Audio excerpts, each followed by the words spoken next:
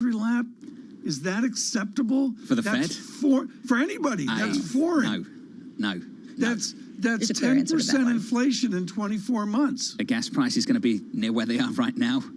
I'd say no. I mean, I think this, to the world of, say, Anne-Marie Hordern, this is a huge issue. I agree. We're going to catch up with AMH a little bit later this hour, hopefully. Futures look like this on the S&P going into this number, up by more than 1% on the S&P 500. On the NASDAQ 100, up by 1.4. We'll stay on top of this move for you. It's a third straight day of yields lower, not higher. Down 6 basis points to 293. The high of the week, 320. That's some turnaround. In the FX market, euro dollar 105.46. That currency pair positive a little more than 0.2, or rather a little more than 1/10%. And Lisa crude 103, advancing 3%. I got to say, the yield move, I wonder if we're looking at the transition right now from rate fears to some growth concerns really being borne out in the market. 8:30 a.m. is that key report, the U.S. April CPI report. We're going to expect to get 8.1%, a decline from 8.5% in the March reading. To Tom's question, what's okay when it comes to the inflation rate? I take a look at real wages. How much are people actually earning? How much are people able to spend? And that might give you an answer. Right now, people are able to spend much less. Their discretionary spending is going way down because wages are just not keeping pace, and this matters. How long can that continue? Probably less long than if this were driven by wages going up. At 1 p.m., we get U.S. Treasury selling $36 billion of 10-year notes. We're asking these questions about the dynamic here, how much this actually is telling a story versus giving us a pause ahead of that key number, ahead of some more important deliberations by the Federal Reserve, and that will give perhaps a sense of where the demand is coming from. And after market, we might get an answer to the question, has the bubble fully burst? We are looking at a lot of the pandemic darlings that have gotten absolutely hammered this year. Disney is the streaming particular story, and that's a different story because of the multifaceted reopening stories with Disney World, et cetera. However, Rivian Automotive, one of the ideas of electric vehicles that got completely bid up, down almost 80% so far this year to report earnings, and Beyond Meat, another hopeful one, down 53%. Is this the bubble bursting, John? Have we seen the bulk of the pain? And that's what some of these earnings might point to. I'm pleased you brought up Disney. TK, I've got no inside information on this whatsoever. But the chatter, the chatter, is that maybe Iger comes back to the company, given the difficulties they're having at the moment. Well, it's away from our remit this morning on inflation, but corporations are adapting to this, and some of this is social stumbles, some of this is financial stumbles. My great theme here, John, and my theme of optimism is my experience given shocks, whether it's exogenous, endogenous, inflation's here, corporations adapt. I'm optimistic about that. Let's reset. Going into the number, 8:30 Eastern, 1 hour, 25 minutes away. Your market year to date down 16% on the S&P. On the NASDAQ, down by 25%. Joining us now, Amy Wu-Silverman, equity derivative strategist at RBC Capital Markets. And Amy, I want to start with something you've done some work on. In the recent sell-off, as you indicate, investors were not adding to hedges. Now, we want to know, is that because they're no longer betting on further downside, or simply, as you indicate, suggest, there's much less to hedge? Yeah, there certainly is much less the hedge, guys. And what I would say is the skew underperformance has been really dramatic. That's been a key theme in the options market. You really don't see that downside demand or put protection. Why is that? I think it's investors have taken their ball and gone home. You see that in degrossing, de-risking, and obviously just in the market underperformance. We usually use that as an indicator to say, where are we in capitulation? And unfortunately, that indicator hasn't been that helpful as of late. Amy, on capitulation, I love your note. It harkened back to 1923 and Jesse Livermore, reminiscences of a stock operator, just brilliant dynamics there. Have we taken the speculation out of the system so much that we could see a jump condition once things straighten out?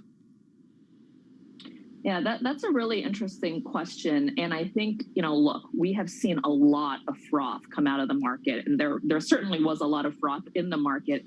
I think about the retail call buying, on a lot of the meme stocks, on the high momentum names.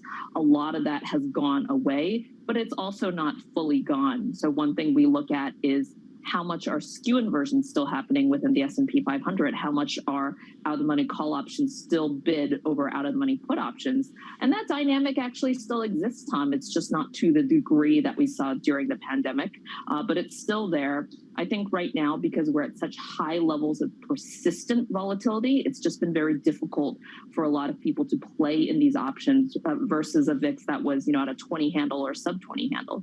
Have retail traders basically been scared out of the water? A little bit, I think there was kind of the wisdom from the last, call it 10 years, Lisa, that you always buy the dip, that positive momentum always begets positive momentum. And it's not really just that volatility is now in a new regime. We're also in a new regime of momentum. So, your winner's win is not working. And once you see your options premium go from $100 to $0, you feel that quite viscerally. So I think people are really learning the lessons there. But, interestingly, it's not like we're seeing retail investors buy that many put options, which we did see in kind of the past 6 months. That isn't happening because of the whipsaw. Amy, are you surprised there hasn't been more fallout from essentially these bubbles bursting within specific stocks, within specific sectors? Yeah.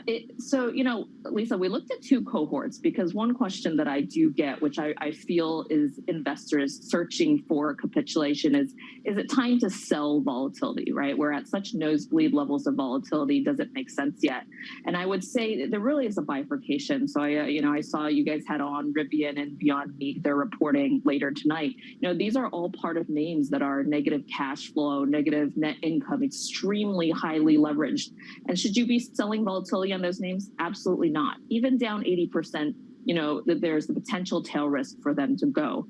However, there are also the cohort of positive income, positive cash flow names with very low leverage, where if you truly can commit to owning them at lower levels, those valuations start to speak to you when you get such attractive yields. Amy, we've got to leave it there. We've really enjoyed your recent work. Let's catch up soon. Amy Will-Silverman there of RBC Capital Markets, talking up this idea that we've broken out into a higher volatility regime. This is something that Mike Wilson of Morgan Stanley was speaking to yesterday evening, overnight into this morning in his research note, when he talked about the Fed tightening into a slowing growth environment, expecting decelerating earnings growth, a lower multiple, and elevated volatility. TK, he's got a price target out to 2Q23 of 3,900 on the S&P. Now, let's be clear, we're not far away from that now. So a flat market from here out to there. But in between, he's expecting an overshoot to the downside and then the recovery after that. And it's what happens over the next few months. I think we're all set up for this idea that the Fed goes 50 again, gets to the summer, reassesses. I'm with you, Tom. That glide path, nothing about this is going to be simple. The lesson of the last couple of years has been to be open-minded about two-way risk at all times, and I think that's still the case as we work our way through this idea that we've had this mechanical peak of year-over-year inflation. We're all focused on economic dynamics, and there's so many other stories going on here, John, frankly, including the pandemic as well. I would suggest Chairman Powell's probably focused on the Derby tomorrow in London much more. And John, we could do research on this by getting American Airlines 104 tonight, and we could get there just in time for the Derby. Can you get tickets? Well, we have pull. Pretty sure we're calling it a derby over there too, Tom. Okay, North I don't London know. I talked to Adele, and Adele's going to be there, and it's a big deal. She's getting you tickets, is she? Yeah. Okay. Is Bramo coming? I don't know. Yeah, Bramo. She thought Lisa was an Arsenal fan. I was. For I was 5 minutes. For 5 minutes. I was trying to. You were pulled over to Manchester United. No, I was pulled over to do Liverpool, this for actually. under $40,000. You think so? Is this really where we're going? I really want to see Tom Keen's Wikipedia searches in the breaks. You should see the emails from earlier this morning. Please share. I just think that, Let's just say they were nothing if I call Olivia Newton-John, that probably would have some sway. Put it on Twitter. Let's take a beat. Equity futures up by a little more than 1% on the S&P. Inflation data in America, 8:30 Eastern, 1 hour and about 19 minutes away. Keeping you up to date with news from around the world with the first word, I'm Ritika Gupta. Investors are waiting on today's U.S. inflation report. The CPI is expected to show that price growth has slowed to 8.1%. That's unlikely to be enough to keep the Fed from raising interest rates a half percentage points the next two meetings. The CPI comes out 8:30 a.m. New York time. The U.S. has approved a $40 billion emergency spending aid bill for Ukraine. The measure pays for new weapons and provides economic and humanitarian assistance, and it's significantly larger than the $33 billion President Biden had asked for. The bill now heads over to the Senate, where approval is likely next week. Economist Lisa Cook will be the first black woman on the Federal Reserve Board of Governors. She won Senate confirmation by the narrowest possible margin. The 51-50 vote required a tie-breaking appearance by Vice President Kamala Harris. Republicans questioned Cook's qualifications. Philip Morris International is accelerating its push beyond cigarettes. The company agreed to buy smokeless tobacco producer Swedish Match in a $16 billion transaction that represents a premium of almost 40% to Swedish Match's close price on Monday. Last year, Philip Morris generated almost 30% of its net revenues from smoke-free products. And shares of Toyota fell the most in 2 months. The Japanese automaker forecast a lower operating profit outlook for the year. Toyota cited an unprecedented rise in costs for logistics and raw materials that are offsetting the benefits of a depreciated yen. Global news 24 hours a day on air and on Bloomberg Quick Take, powered by more than 2,700 journalists and analysts in more than 120 countries. I'm Ritika Gupta. This is Bloomberg.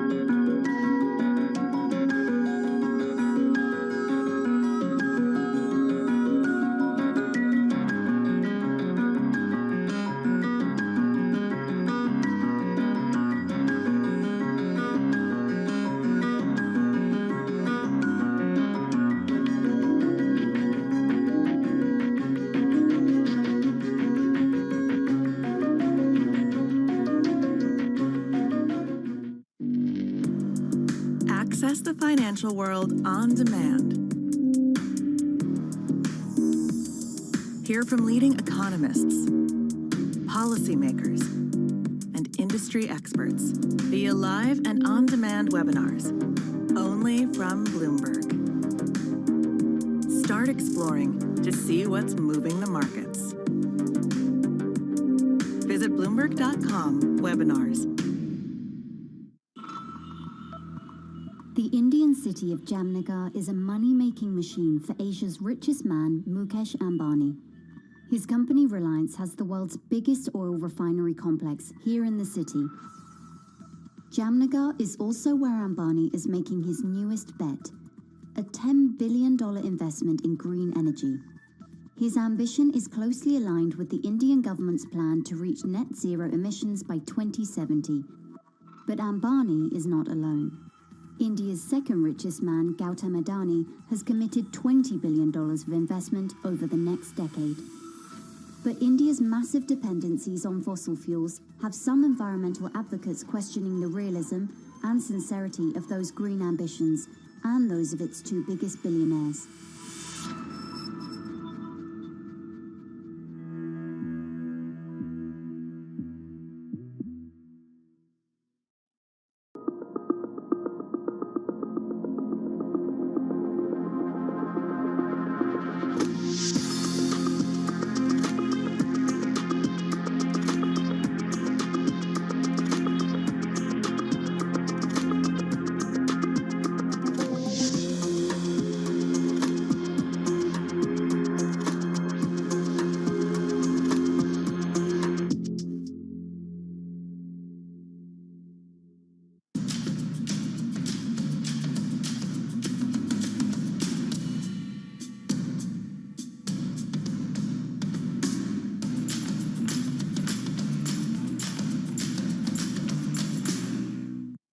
Earnings season is here. A moment of multiple crises. Bloomberg is fastest with the numbers and analysis. You do have some good news and bad news. It's a good time to own volatility. Bloomberg, the fastest numbers and analysis you trust.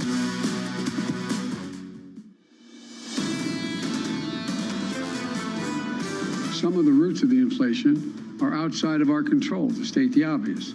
But there are things we can do and we can address and we need to do. That starts with the Federal Reserve. The President of the United States addressing higher prices in America and worldwide for that matter too. Speaking yesterday, he will speak again today. Your inflation data 1 hour and 12 minutes away from New York City this morning. Good morning. Tom Keene, Lisa Brammett and Jonathan Ferro with futures higher by more than 1% on the S&P. On the NASDAQ 100 up by 1.45. Yields lower again. A third straight session. We're down about 7 basis points now to 292.26. Crude 103.40 up by 3.65%. Two numbers that matter, Tom, before we get into all the Wall Street speak. Gasoline $4.40. Diesel $5.55. Yeah, they're record up big. highs. And let's be clear here: business gasoline and jet fuel and diesel, John, is up much bigger. Think of Javier Blas and what he's been doing on Nigerian fuel, where they literally said a couple days ago they're going to stop flying domestically, and now the state is going to support that, John. That's some of that state intrusion. It's not about the prices we talk about, Tom, on the screen, Brent, WTI. It's about the prices people actually pay to use energy. And you know, we've seen this before. I mean, there's no other way to put it, folks. I would go back. I mean, you can go back to the 1960s. We can do that with Anne Marie Horton, our Bloomberg Washington correspondent. She remembers LBJ and Procol Haram, I think that's how you pronounce it, coming out with Whiter Shade of Pale in April of '67, and Anne Marie LBJ had to do a Joe Biden literally 2-3 years later with an exorbitant 5% inflation. What's the track record the White House has to go after this inflation? Well, Tom, I am very well aware of some of your favorites from the 60s because of my father. You guys have the same music taste. What we are seeing, though, and what the White House is worried about is really being Jimmy Cartered, if I could use that phrase. Very nice. Love it. They're worried about Biden and the Democrats in general just unable to keep control of power because of this, just because of inflation. And obviously today we're going to get this fresh data, and it is suspected to come down, according to the survey, slightly. But if you look at what Goldman Sachs economists are predicting, in November, it's still going to be 7% inflation on Election Day. That is something that is just going to haunt this administration until the election. I mean, you look at the Carter inflation of 12%. LBJ had a crisis at 5%. And I mean, there had to be a radical change, and it was a political shift. How do the Republicans respond today to 8.1% inflation, 7.9%, whatever? Well, these are numbers that Wall Street's going to talk about, but in Washington, the main issues that Republicans and Democrats alike are talking about is what do we have today? Fresh record when you are going to the pump and filling up your gasoline tank, or a trucker and you are going and filling up your truck that gets all of our consumer goods and our groceries to our table. So the president today is going to come out with another inflation speech. He's going to again blame the war in Russia, the fact that Russia and Ukraine account for a really outsized perspective in the market of commodities when you look at wheat, and how they could do more to keep a very robust domestically focused produce in this country. How do you produce more produce in this country to help alleviate some of these concerns? But the Republicans are just going to continuously hammer them on not being able to bring these prices down when the president and his economic team told us last year that this was going to be temporary. Anne-Marie, let's talk about the international response to the domestic issue, since this is an international issue, and you mentioned how we're hearing about the Putin price hike for the price of gas. We're hearing that the Treasury is deliberating over whether or not to basically force Russia to default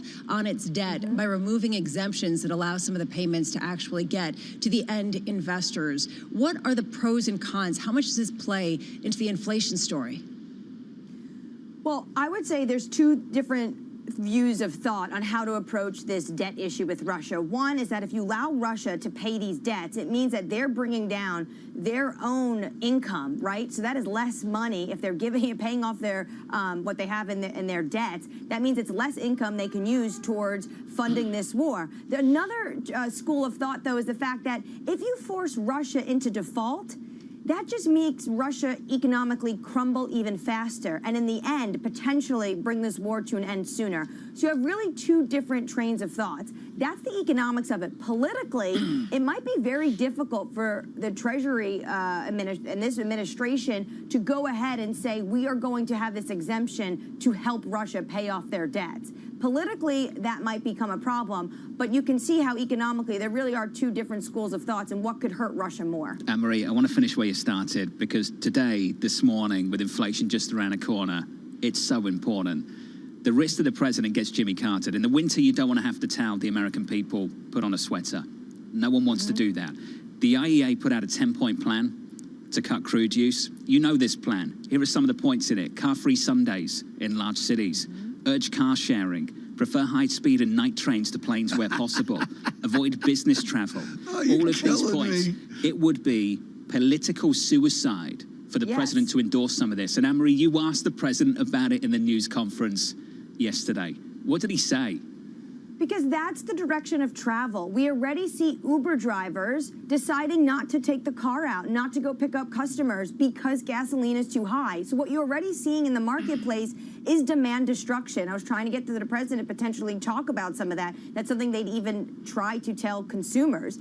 He said that he understands already that Americans are making this decision every day, because at his household growing up, when there was higher prices at the gasoline pump or higher grocery bills, this is something they discussed every evening. You too. But I don't, Anne-Marie, sorry, continue.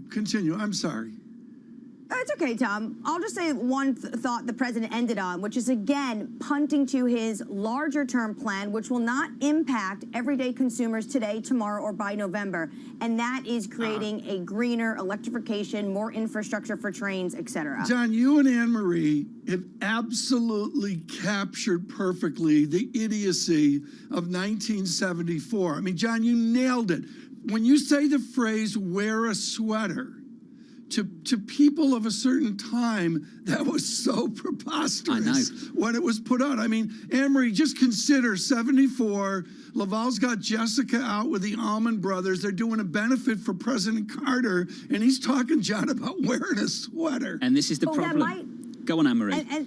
Well, this is going to potentially happen. And I think where you would see it first is in European countries, right?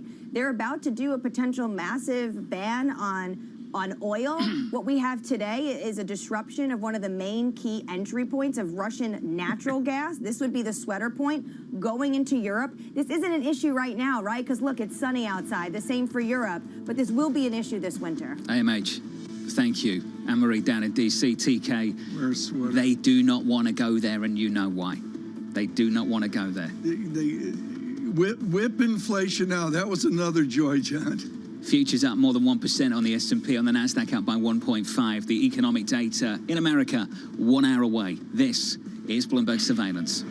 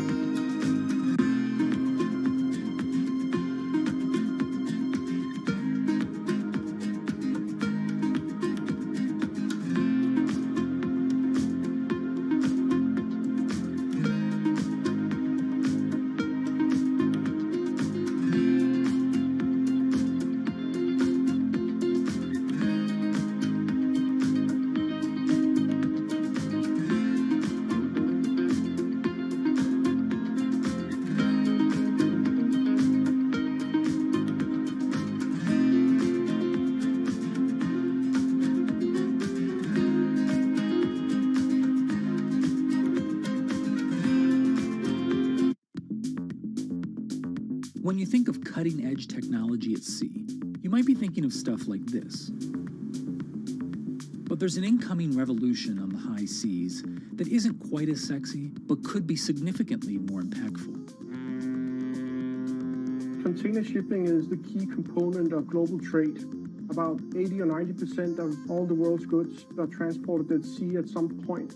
But there's a significant unseen cost to the modern era of global commerce. About 3% of all the world's CO2 emissions come from shipping. 3% may not sound like a lot, but that's roughly comparable to the entire CO2 output of Germany. Since reducing trade isn't a likely option, what about a technological improvement to help reduce the emissions from these well-stocked maritime behemoths?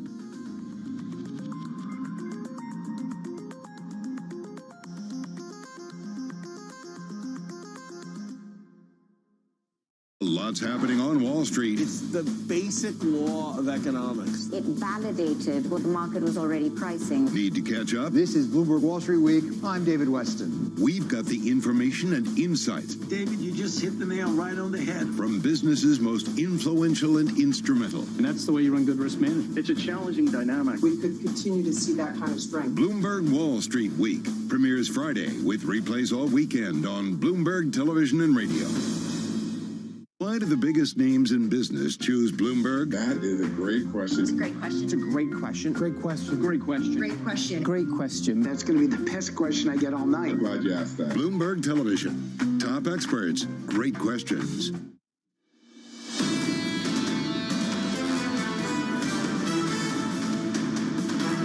Live from New York City on TV and radio for our audience worldwide, this is Bloomberg Surveillance, going into an inflation print 1 hour away with futures up by a little more than 1% on the S&P, on the NASDAQ up by 1.5.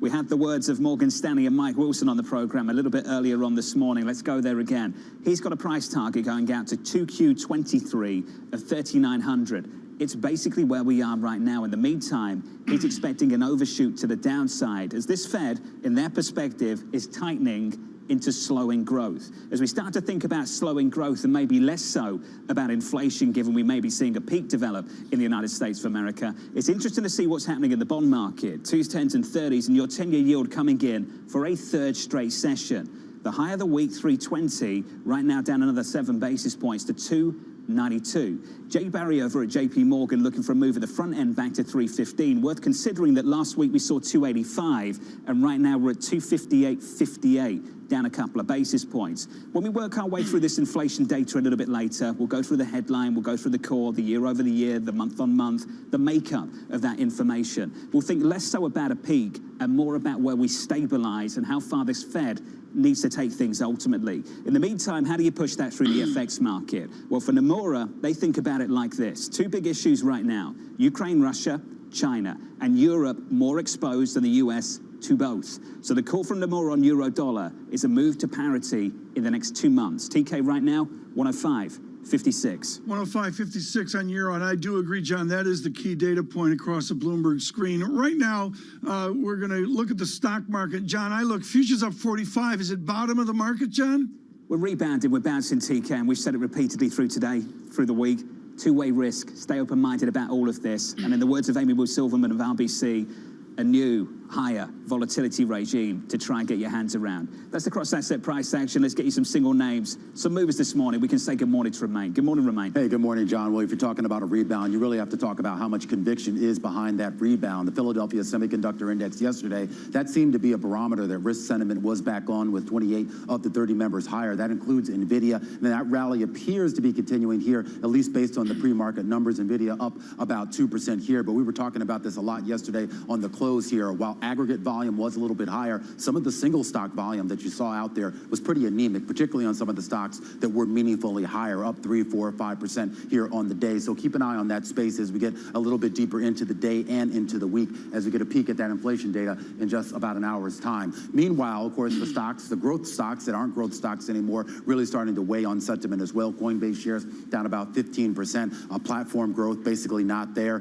Trading volume in terms of actual dollar value volume, that's not there. This is a company that lives and dies off of trading fees, and if more people aren't on the platform and trading more frequently, that's a problem. The executives did talk about trying to diversify, but that looks like it's going to be more of a longer-term project, Tom. That cracks you up, does it? Have you not been trading enough yet? Come on, I'm doing the percent change here, Romaine. Now, I'm sure you got it memorized, tattooed to your brain. Coinbase down 78% as well. What is next with this disaster, Romaine? Well, what the company says, what's next is expansion into India, expansion into parts of Asia, and more importantly, trying to diversify away but Romaine, from just seriously, trading fees. Romaine, this is blowing up this morning. Let's stop the show. Romaine, how do these clowns get to Friday? How do they get to Friday? I don't know the answer to that, Tom. What I will tell you, though, is that you have a company here now that, of course, was built off the euphoria that we saw in this market. There was a lot of retail traders. They've tried to diversify by moving more towards the institutional side. That is showing up in the numbers, but it's just not enough to compensate for what they had before. And that's going to be the big story going forward. Whether they survive past Friday or not, I'll leave that to experts deeper than me. Just real quickly, though, I know you guys are keeping an eye on the CPI report coming out in about an hour's time here. We talked to a bunch of analysts here, really talking about this idea of keep an eye on some of those discretionary names. They specifically singled out Wendy's, which actually did come out with earnings, and they were bad. Their margins really contracting here. They blame labor costs and food costs. They also said keep an eye on TJX. That could be a big canary in the coal mine, particularly because it appeals to those middle and lower income consumers that have really been squeezed by this. So no matter what the Fed does, no matter what that number shows at 8:30, a lot of the damage has been done. And of course, probably one of the biggest discretionary names out there, Disney. We get those earnings, Tom, after the bell tonight. After the bell to close, Romaine Bostick, look for that tonight as well. Right now, and this is really, really important, you do better at math and economics when it's 20 below zero like it's been at Colgate University. Ed Helsazany joins us now, senior interest rate strategist, Columbia Threadneedle as well. I'm going to cut right to the chase. Love your note about there is no alternative, and you say everybody slow down. The foundations are intact, dollars intact, treasury markets intact, so we can calm down and say there is no alternative, stay in the markets, right? I think that's right. When it comes to treasuries, the notion that we're going to move into a secular bear market requires us to unwind a lot of secular factors that have been in place over the course of the past 40 years. I'm not confident enough at this stage to see that likely to happen. Ed, what do you make of the recent rally in bonds? Look, I think bonds are now relatively fair to cheap when you look at valuations. If you look at the 10-year note, 3%. You look at investment-grade bonds, which have cheapened up relative to high yield. These are very attractive valuations that we haven't seen now in a number of years.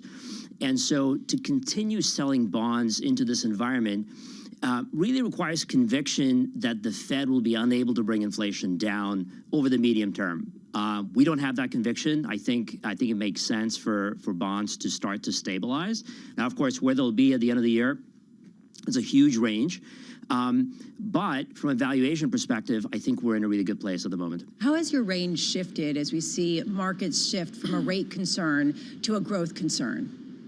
Yeah, I mean, I think if you look at the longer end of the curve, there's likely to be some downward pressure on it as the Fed continues to hike into what the market has priced for it into the end of the year.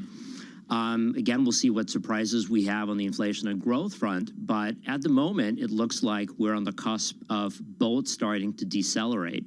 How quickly that happens, again, is open to debate. But the direction of travel in the second half of the year is likely to be lower for both. And I think that's supportive for the long end of the Treasury curve. Edward, you've got a completely different remit than Amy Wu Silverman, who was on with us an hour ago or so. But it does dovetail into the measurement of speculation. Have we pounded the speculation out of the market? I mean, my gut sense is not yet. Not quite yet. How do you determine that? What, fog or crystal ball do you use to do that? I think speculation is really such a psychological phenomenon. I think it's difficult to look at market metrics and be certain whether it's breadth or price action on any given day or any given week. You really need to see a combination of price action and narrative change. And we haven't seen that narrative change yet. You need to see more panic, I think, particularly in the riskier parts, the more leveraged parts of the risk space. We haven't seen that wash out yet. What about within the credit sphere? Do you think and expect a washout there, since we haven't seen necessarily the rate fears translate into credit fears until now? Yeah, credit has been very interesting in that if you look at the behavior of credit spreads so far, year to date, credit has definitely widened. I think a bulk of it, in fact, reflects the fact that interest rate volatility has gone up. Much less of the widening reflects concerns around growth, creditworthiness, liquidity, leverage in the credit space. So I think we're still to see that leg of the unwind happen, particularly in spaces like leveraged loans or high yield. And in fact, if you look at the performance year to date, investment grade has underperformed high yield because it's exposed to interest rate duration, interest rate sensitivity. That story has to shift in order for those markets to reflect a slowdown in growth. To put all of this together, Ed, I get the sense that you're hiding out in longer dated treasuries, that seems to be your favorite bet right now. Am I correct? Did I give it away? Yes. It was quite clear. I mean, have you been basically adding to your bets there? Are you adding to your portfolio, and have you been over the past couple of weeks? That's right. If we look at what our portfolios have been doing is incrementally adding to duration as the long end of the treasury curve has cheapened. And then we're opportunistic about what's happening in the credit space. If you look at investment grade credit in particular, for us looks quite cheap, particularly in the front end of the curve. Ed, wonderful to catch up, mate, as always, and great to have you in the studio too. And Al Husseini there of Columbia Threadneedle Investments. Just working through the calendar, Tom, we get inflation in about 51 minutes, 51 minutes to be precise, in America. Then we get another print on June 10th, another one on July 13th, another one on August 10th. You've got a Fed meeting on June 15th, July 27th, and then you've got to wait till September. So we've said this a few times over the last week. This sets us up for an interesting Jackson Hole at the end of August, Tom. They go 50 in June. If they go 50 again in July, every Fed speaker so far, a lot of them at least, have been talking up this idea that we do that and then we reassess. The reassessment will come, I would argue, at the end of summer, Tom. You'll have 3 prints today, June and July, and then you get another one for good measure in August. Each of those calendar dates miss, and Ed Al-Husseini was, I thought, brilliant on this, meets the behavioral. Where will the war in Ukraine be along that continuum? And critically, John, more important to me, is where will the lockdown be in China, say at Jackson Hole? And do we have to wait, Tom? And you've indicated, TK, that maybe you have to wait until further out towards the end of the year to find out the answers to those questions. Well, yeah, there's no question. And the elephant in the room to me, and particularly to China watchers, I'm no expert, is the National Party Congress, where President Xi has to get codified again for another, bout of Xi China. I mean, that's, I believe, in November. Yeah, Lisa, that's not until fall, later on in the year. In the meantime, though, yeah, although in the meantime, there are some clues. And we got that from the inflation data overnight from China that came out and showed that it came in higher than expected, hotter than expected, but for all the wrong reasons. Food prices rising, things that people cannot get because of the lockdowns, but actually people going out and spending is falling off a cliff, as you would expect. So you actually have deflation there. This shows more of a picture, and we might be looking at that granularity here. Just one request from an audience member. Love your show, but can you make TK stop singing, please? That just came in moments ago, Tom. Yeah. Can we achieve that this morning? Yeah, who was that from, Qantas? I think your rendition of Let's Get Physical is disturbing people. It was disturbing me as well. Later. It's like Tie a Yellow Ribbon. You hated the song from the first time you heard it. What year was that, Tom? What year was that? Well, that was a few years ago. Was it? Yeah, that's hostages, Iranian hostages. Jimmy Carter, before you put the sweater on. Down about 6 basis points on a 10-year, 293, 292.85. Your inflation data just Wait a little for bit my later. Donny Osmond. This is Bloomberg. Keeping you up to date with news from around the world with the first word, I'm Rishika Gupta. Less than an hour from now, we'll get the latest U.S. inflation figures. April's consumer price index is expected to show that inflation has slowed down to 8.1% year over year. Some of that decrease may be due to a drop in seasonally adjusted gasoline prices. The CPI comes out at 8:30 a.m. New York time. Meanwhile, that inflation data in China rose faster than expected last month. The producer price index was up 8% in April from a year earlier. Meanwhile, consumer price growth accelerated to 2.1%. Virus outbreaks and high commodity costs were blamed. European Central Bank President Christine Lagarde has joined a growing crowd of policymakers signaling a move on interest rates as soon as July. Lagarde says first rate hike in more than a decade may happen weeks after bond buying ends early next quarter. The ECB faces record inflation that is almost 4 times the bank's 2% goal. The UK and the EU are at it again over the post-Brexit deal for Northern Ireland. UK Foreign Secretary Liz Truss says the European Union's latest proposals on trading arrangements won't work. She signaled the UK would take unilateral steps if a new agreement can't be negotiated. Bloomberg's learned the EU is ready to suspend their trade deal if the UK revokes the Northern Ireland Protocol.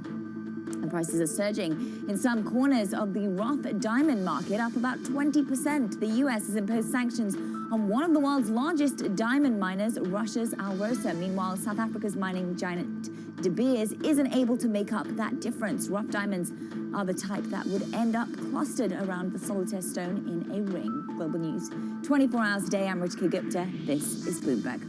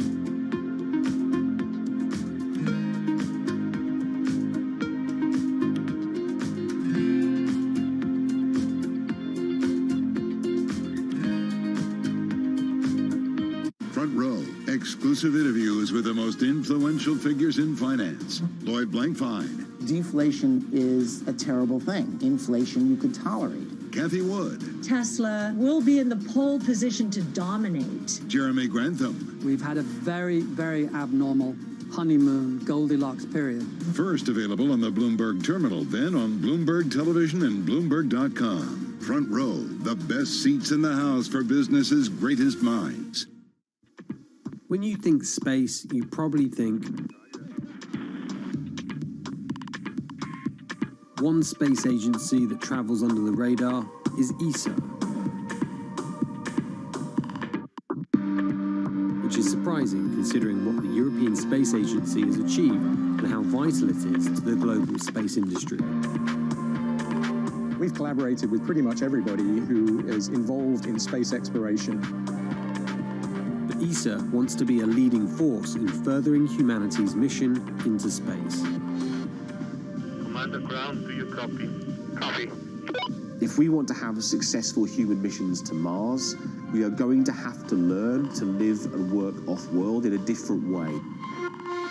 And the place where we are going to learn to do that is on the moon. Can ESA help humanity take its next giant leap?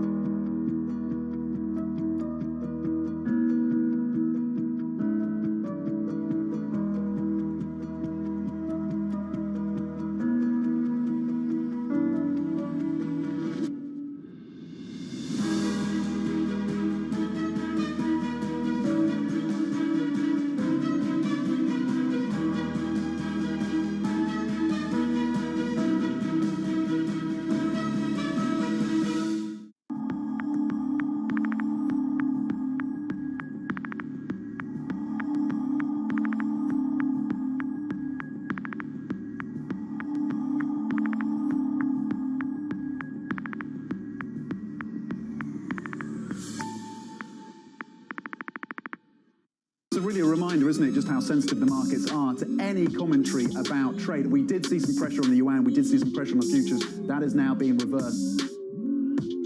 I think what we've seen during this period of time is that communicating via video is not a fad. We are using it in all aspects of our lives, for work, for learning, for communicating, for staying in touch.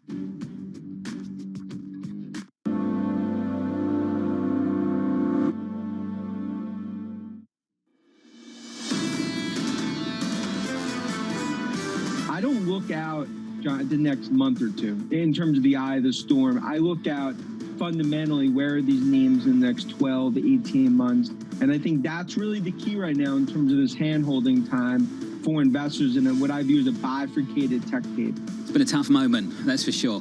for the tech bulls. Dan Ives there of Wedbush, the managing director of Wedbush Securities from New York City. Good morning to you all. We are about 42 minutes away from a CPI print in America. Going into it, futures elevated, equities up by 1.23% on the S&P, on the NASDAQ 100 up by 1.42. Yields in again by 6 basis points to 293.24 for a third straight session. Yields heading south. They are not heading higher. Euro dollar 105.49. Talked a lot about the cost of things at the pump. Diesel, gas prices, record highs, 104.04 on WTI, up by 4.3%. Here's a listener for you, Tom. Mohammed Al-Arian writes in, some of us still like Tie a Yellow Ribbon. What is that song, Tie a Yellow Ribbon? Are you serious? What is that? I've never heard it. I don't know the tune. Tony Orlando. Give us a flavour of it. Really? Just a flavour. Very seriously, John. Just want a flavour of it, Brahma. Just a little bit. When there were hostages in, I think, Iran, very seriously, all across America, people tied yellow ribbons around trees in support. And that caused us to be inflicted with... I've got that bit. I just want to know, what was the song? Ribbon. I didn't know the song. Round the old oak tree. Okay. Nice. And... what's next? I don't know, because Al-Arian was just like this, and I'm not. Can we move on? Of course, yeah, please. That's what I wanted. Here to save the show, someone else who doesn't know Tony Orlando, Kriti Gupta with us. Kriti, what do you have? At least I have an excuse. I'm young and inexperienced in music. Let's talk about the S&P 500, though. John was just talking about the cost at the pump, essentially how much pain the consumer is facing right now. Let's talk about the pain that perhaps corporate America is not facing yet. And that, of course, brings me to my chart of the day. The S&P 500 forward operating margin. It looks a lot like the S&P 500 chart before this massive sell-off that we've seen. Essentially, the story here is that a lot of these companies have actually been able to pass on costs to their consumers and therefore are able to really expand on their margins. Margins actually hovering at a historical high going back 20 years, going back to 2005. But if you zoom in very closely to the right of the chart, you'll start to see year-to-date, those margins have started to slump. The question here is that if you were to overlay the S&P 500 to this chart, it will look very similar until recently when you have this massive sell-off. So the question here is, are stocks actually trading in on the margins right now, or are they trading on valuations? And I would argue, based on this chart, they're trading more closely on valuations. Kriti Gupta, thank you so much. Greatly appreciate it. Now for a different conversation on Disney, on entertainment, and on the Bob's Burgers movie, which is the next big thing to be launched by Disney. Michael Nathanson joins us, of course, with Moffett Nathanson. And Michael, to be blunt, nobody's talking about the Bob's Burgers movie launched by 20th Century here. They're talking about the fractured management of Disney. What happens here? What does Susan Arnold, ex-Carlyle, what does she do and the board do with the management of Disney? Good morning, Tom. That's a great question. I think they give it a little more time. Bob Chapek's contract has another 10 months on it. He had a 3-year deal. And I think they sit and observe. He's done a great job on the parks. He's an ex-park chief getting through that. But the street's really wondering about their streaming strategy. And I think they give it a little more time to see if they're executing against that strategy, right? So it's a TBD at this point. It really is. And Michael, what questions do you have about the streaming strategy at the moment? Okay, Jonathan. So here's the big question. They had an investor day back in 2019, the original investor day, where they rolled out a strategy of really a super fan Disney Plus service that was targeted to their key verticals, right? Pixar, Lucasfilm, Marvel. That was the Bob Iger investor day. About 18 months later, in December 2020, heart of the pandemic, they had a second investor day. They raised their targets massively because they outperformed those first targets. And then they also wanted to broaden out Disney Plus. So there's a long way of saying, I really wonder if that broader strategy is the right strategy, right? It was the idea to be a super fan service. It will be a smaller addressable market, no doubt, but probably a higher price point. I just wonder if they have the right strategy, and were they misled by the pandemic and the strength of the first year, and thought they had a bigger business here, right? So it's a big question, and I like to hear them, answer the questions whether or not they have the right strategy. Have they gone too broad, and should they kind of rein in the horns and become a more niche product, which is still a big business, but not the super business that maybe they wanted to be like Netflix? that point. How low is the bar right now, Michael, considering that the shares are poised for their biggest decline since 1975? Yeah, the bar is low, but Lisa, the issue is obviously it's the concern on the macro, right? So the parks have staged and will stage a massive comeback, better than I ever thought. If you asked me 2 years ago to the state, I would say it's going to take years for the parks to recover. Well, they've recovered. So I think what people are concerned about is, are we at a point where the parks, in 6 months from now, rolling over again? The linear networks that we talked about all these years are not in great shape because of cord cutting.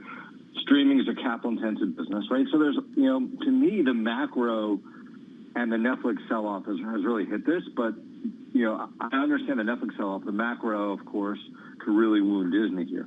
Michael, I just want to finish on the social issues. Your view on how they're navigating them at the moment and whether it's crucial at any point to the bottom line. They've got themselves in this mess down in Florida. They're also very cozy with China and the Chinese Communist Party. Your views on when this stuff really starts to matter? Yeah, what's interesting, on the China front, there's been, the park in China, Shanghai, and then the Hong Kong park, which has been there for longer, have not been big contributors. In fact, the Chinese promised that China would open up its arms to let Disney in and have run the box office and TV and consumer products. That's not happened. The question on Florida is one that is more, in our view, they haven't really addressed it. What's the impact of losing their special protection as a legal entity? I suspect it actually is worse for the state of Florida than for Disney, because I think that the state would have to pick up, or the counties have to pick up all the protection. But then, Jonathan, what we don't know, we've never seen this before, is will there be a cohort of visitors at the parks who will be offended by Disney's stance and will decide not to go? Historically, that's not been the case. So I tend to discount all the political news, but I do think it damages, we've talked about this in the past, kind of the brand image of Disney and investing public eyes. They've made a number of missteps that were self-inflicted. And it just brings doubt about how good is the direction of this company with these types of missteps. And how good is the leadership too, which takes us back to the very beginning. Michael, thank you. We've got to leave it there. This conversation ongoing, Tom. The drama continues. Michael Nathanson and Moffat Nathanson, always great to catch up with a good friend of this program. Neutral on the stock, Tom, and Walt Disney, the Walt Disney Company, 130 price target. Yeah, I looked at a 20-year trend here, and the fact is you're almost 3 standard deviations down in the collapse of the Disney price. You say to yourself, is it a once-in-a-lifetime buy? I don't know. It's fluid, to say the least. And that's a diplomatic way of putting it, Tom. Yes. 35 minutes away from inflation data in America. Equity futures positive. This is Bloomberg.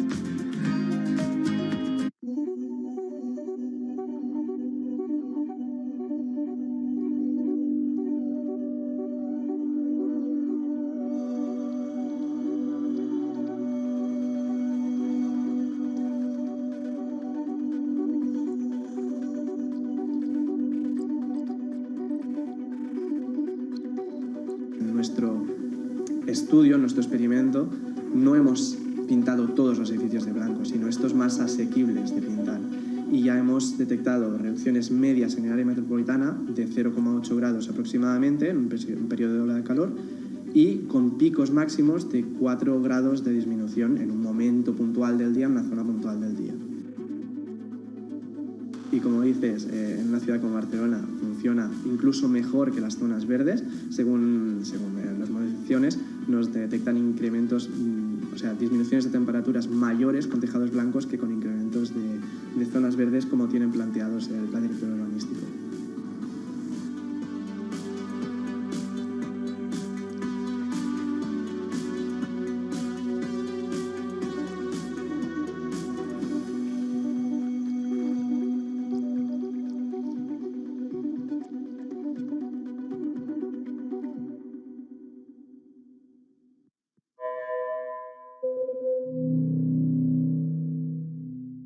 Bloomberg has enhanced search on the terminal to deliver what you need when you need it. Now, you can simply type phrases in everyday English in the command line. Compare financials. Find people. Analyze markets. You can enter phrases or ask questions. What do you want to know today? Ask a question or visit SearchGo to find answers now.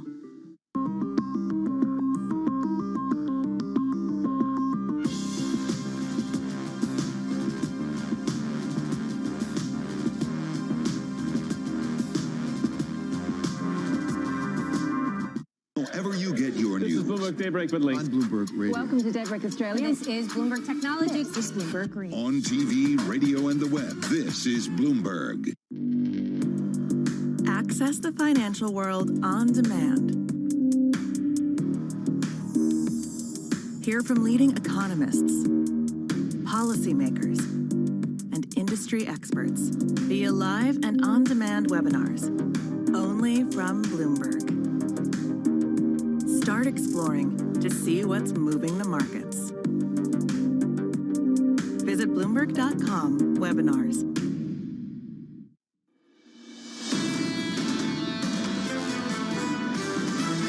I just have a hard time being too optimistic about the inflation outlook. The reality is that growth may slow much faster than folks believe. It has been brutal for both equity and debt. Definitely would not be chasing high yield at this stage of the game. We're starting to see some forms of capitulation out there. This is Bloomberg Surveillance with Tom Keene, Jonathan Farrow, and Lisa Abramowitz. Good morning, everyone. Jonathan Farrow, Lisa Abramowitz, and Tom Keene on radio, on television, on this hour of inflation. A critical report in 30 minutes with Michael McKee and John Farrow. It is all hinged on used cars going from 37% inflation to 14% inflation. That's good news. For many people, peak inflation may already be in. That's the view, that's the consensus. We'll find out in about 30 minutes' time. As you point out, Tom, it's about the details. Citi just published, they said the following. Headline inflation has peaked, but core inflation will form more of a plateau and risk the Fed policy remain hawkish. One view from the South side, Tom, going into this one. Mid-year outlook, Morgan Stanley, Zentner, Rosner joining us in the last hour. John, it's real simple. They're looking for inflation to come back, but it's not transitory. And they're looking for an equity market that struggles. 3,900, the 2Q23 price target of Morgan Stanley. 3,900, Tom, is basically where we are. And in between now and then, next year, they're looking for an overshoot to the downside. You wonder where President Biden is next year. Lisa Abramowitz, again, the president speaks. Trying to get ahead of the message on inflation, as this does appear to be the main issue heading into those midterm elections, where he'll be next year, where he'll be in 2024. How much does this reshape policy as people start to worry about the consequences of pandemic-era spending, as well as, frankly, how the U.S. deals with international issues affecting supply chains? Lisa, in the last 24 hours in the Abramowitz space of credit and auctions, what a turbulence. What's different now from 3 days ago in credit?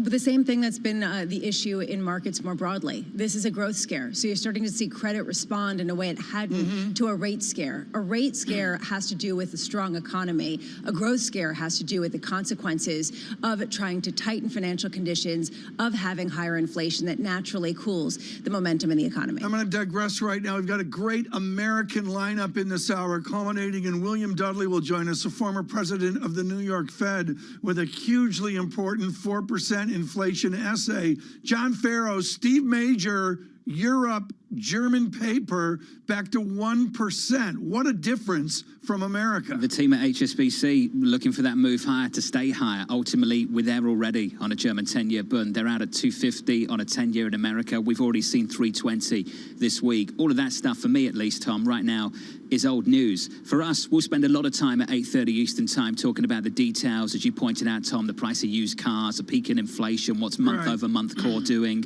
On Main Street, one number matters. $4.40 a gallon, Tom. And for the president, I would argue a little bit later, whatever these numbers are in 30 minutes, that $4.40 is the big problem for him. And I'm going to go over to food as well. Wheat is one thing I'm watching here the last number of days. Well, wheat up again today with corn. We're not going to do Farm Journal here, but John, on the data front, I've got to go to the German 10-year, 0.997%, a raging debate across the Atlantic. I'll take Farm Journal and a bit of music along the way, TK. Do you want to sing through this one? No. Futures up by 1.2% on the S&P. Well, the thing is, Lisa, he's probably read it. NASDAQ 100 futures up by 1.4%. I know you have. Yields come in 5 or 6 basis points on a 10-year, 293.24. And TK, we've talked about it through today. That is the third straight day of declining yields in America. The Treasury market yields lower, 6 basis points. Absolutely. Ain't no closing time, ain't no coverage charge. Just country boys and girls getting down on the farm. We say good morning to one of our great fans, Mindy Masucci. She knows her Tim McGraw. So does Sam Stovall, Chief Investment Strategist at CFRA, with decades of wisdom here on this moment we're at. Sam, what do we do? What do we do in this time of great tension? When you hear the phrase at CFRA, go to cash, how do you respond? Well, I think that if there are so many people out there that are that worried, then you look for opportunities. Basically, when fear abounds is when you look to take advantage of that. You had mentioned in the earlier segment about how far down Disney is from its 200-day moving average, and you've got many industries, movies and entertainment, internet and direct retail marketing, footwear, auto parts, that are anywhere from 25 to 43% below their 200-day moving averages and more than 2 standard deviations below them. So as an opportunist, you basically say, if the CPI report comes in as a surprise, these could end up popping. A lot of this depends on your time horizon. So, Sam, let's talk about that. Where you think the opportunities are and how long you think people should hold them for. Well, our focus is more of a 12-month time horizon when we look to those stocks that we think you should buy and hold, and Disney is one that we think you should buy. Salesforce.com is also another. As with Amazon, these are trading at very low relative to their 200-day, but our 12-month price targets indicate that our belief is that they should be held not just for weeks, but for months and quarters and years. What's the consequence in markets, Sam, if we don't get a mechanical peak in inflation? Or let's say we get actually an increase in the core inflation, even if the headline number comes down. How much pain could you see translate into the equity market? Well, I think that the target would probably be somewhere closer to 38.50 or so, based on 2 technical and 1 fundamental factor. From a technical perspective, it's the broken head and shoulders pattern, which points to about 3,800. It's a Fibonacci retracement level that brings us to 38.19. And then if you're looking at the average PE on forward 12-month earnings, you're looking at it again about 38.60 on the S&P 500. So I would tend to say that before all of this is shaken out, we probably do need to get to a very deep correction or even a very, very mild bear market. Sam, you own the high ground on, as you put it in your note, the length of the runway. For people to have confidence in this market, what's the minimum runway now? 3-year vision, or can I dare say go to a 2-year vision forward? Well, I think you can go. I mean, first off, when you realize that we're in a correction mode right now, 17% decline on the S&P 500. On average, it's taken only 4 months to get back to break even. And every time that we have had a 20+% advance in a prior calendar year, the market did fall into a decline of more than 10% early in the new year. But if that decline started in the first quarter, we got back to break even before the year was out. So I would tend to say 2 to 3 years is certainly a very comfortable time frame. It takes garden variety bear markets only 14 months to get back to break even. So a lot quicker than most people would anticipate. Sam, given the buzzword of the last 2 years has been unprecedented, is history useful at the moment? Is a bullfrog waterproof? Of course it is. So many people like to poo-poo history and say, no, today is so different from every other time. But the one constant within every historical look back has been human reaction, human involvement, knowing that fear is a greater motivator than greed, but then greed does step in and take advantage of opportunities. Sam, wonderful to get your perspective, a more constructive view there from Sam Stovall of CFRA. Anna Ruskin at Deutsche Bank just said, "I want to believe," a quote, "want to believe," said the following: "The market wants to believe that at a minimum, the worst has been seen on US inflation. Nowhere is this more evident than the extraordinary collapse in inflation break-even rates that have dominated the bond rally." Lisa, we've been talking about this repeatedly over the last few days. It is more than notable what's been happening with break-evens. Have they gotten ahead of themselves? And Citigroup is asking that question, saying that we could see actually an increase in core inflation. You were pointing to that call earlier. How much of a surprise will this be to markets if we do get something that is not a deceleration? How much of a shock, given the fact that people want to believe that we are there, that we're already past peak inflation? They want to believe in a big way. So in 21 minutes, we get the inflation number. Largely expected to see peak inflation in the previous month of 8.5%. Year over year, just mechanically, this stuff should come down. And Thomas, you've indicated repeatedly, it's not about where we peaked, it's about where we plateau.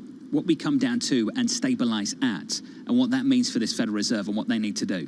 I'm going to take a 3-month moving average, John. I know it's Hotzius 101. Hotzius is great on this at Goldman Sachs on things like durable goods and other stuff. Why is inflation any different? You've got to look at a 3-month moving average, just like non-farm payrolls, smooth it out to see what that trend is. Are we going to do it with one data point? I don't think so. I'm looking forward to catching up with Bill Dudley later, Bloomberg opinion columnist, former New York Fed president, out with a piece on Bloomberg Opinion today. The Fed needs to get real about rates, Tom, asking how high will the Fed need to go?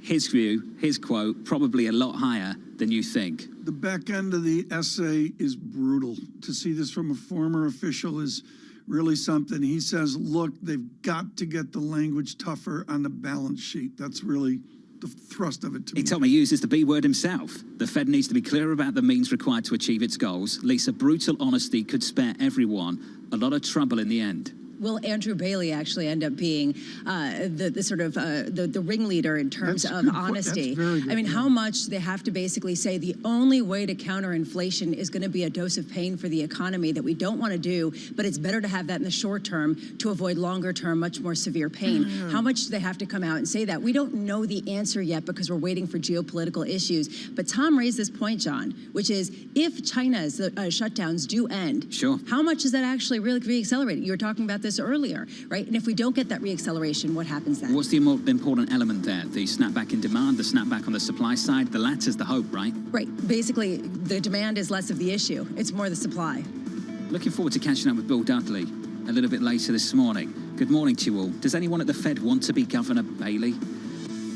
I strongly suggest nobody right now at that Federal Reserve wants to look like anything like does he have the Bank of tickets England. to Arsenal Tottenham? I'll find out, TK. I'll find out. Call him on his cell. Futures up 46, up a little more than 1%. This is Bloomberg. Keeping you up to date with news from around the world with the first word, I'm Ritika Gupta. The U.S. House has approved a $40 billion emergency spending aid bill for Ukraine. The measure pays for new weapons and provides economic and humanitarian assistance, and it's significantly larger than the $33 billion President Biden asked for. The bill now heads to the Senate, where approval is likely next week. Economist Lisa Cook will be the first black woman on the Federal Reserve Board of Governors. She won Senate confirmation by the narrowest possible margin. The 51-50 vote required a tie-breaking appearance by Vice President Kamala Harris. Republicans questioned Cook's qualifications. The UK and the EU are at it again over the post-Brexit deal for Northern Ireland. UK Foreign Secretary Liz Truss says the European Union's latest proposals on trading arrangements won't work. She signaled the UK would take unilateral steps if a new agreement can't be negotiated. Bloomberg's learned the EU is ready to suspend their trade deal if the UK revokes the Northern Ireland Protocol. And researchers in Shanghai say China faces a tsunami of coronavirus infections if the government abandons its long-held COVID-0 policy. They warn that could lead to 1.6 million deaths. The study says that China's vaccination campaign would be insufficient to prevent an Omicron wave that would swamp hospitals. Philip Morris International is accelerating its push beyond cigarettes. The company agreed to buy smokeless tobacco producer Swedish Match in a $16 billion transaction. That represents a premium of almost 40% to Swedish Match's close price on Monday. Last year, Philip Morris generated almost 30% of its net revenues from smoke-free products. Global news 24 hours a day on air and on Bloomberg Quick Take, powered by more than 2,700 journalists and analysts in more than 120 countries. I'm Ritika Gupta. This is Bloomberg.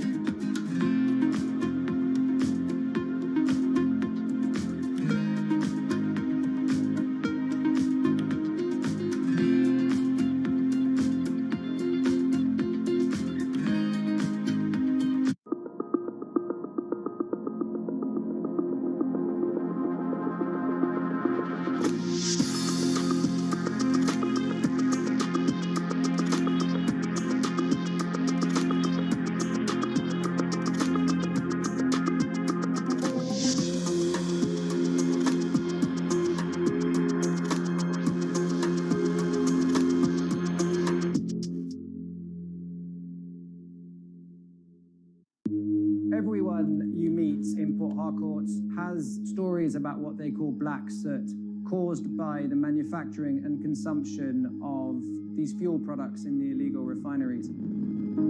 Oil theft, known as bunkering, and the refining of its spoils is worsening the damage from decades of fossil fuel exploitation, creating one of the world's most severe ecological disasters.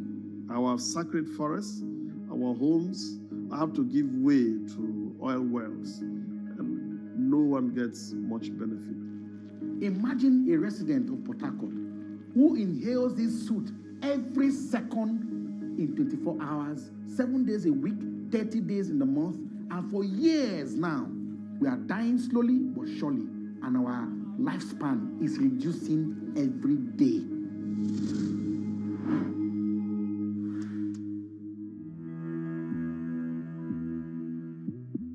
A lot's happening on Wall Street. It's the basic law of economics. It validated what the market was already pricing. Need to catch up? This is Bloomberg Wall Street Week. I'm David Weston. We've got the information and insights. David, you just hit the nail right on the head. From businesses most influential and instrumental. And that's the way you run good risk management. It's a challenging dynamic. We could continue to see that kind of strength. Bloomberg Wall Street Week premieres Friday with replays all weekend on Bloomberg Television and Radio.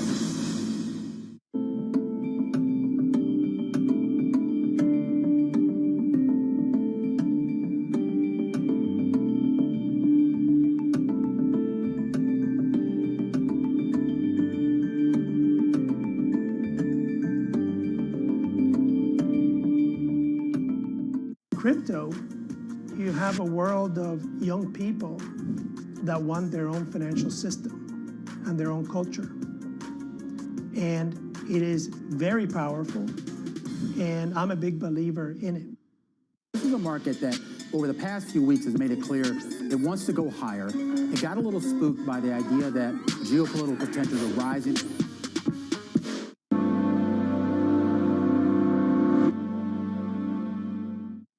season is here. A moment of multiple crises. Bloomberg is fastest with the numbers and analysis. You do have some good news and bad news. It's a good time to own volatility. Bloomberg, the fastest numbers and analysis you trust.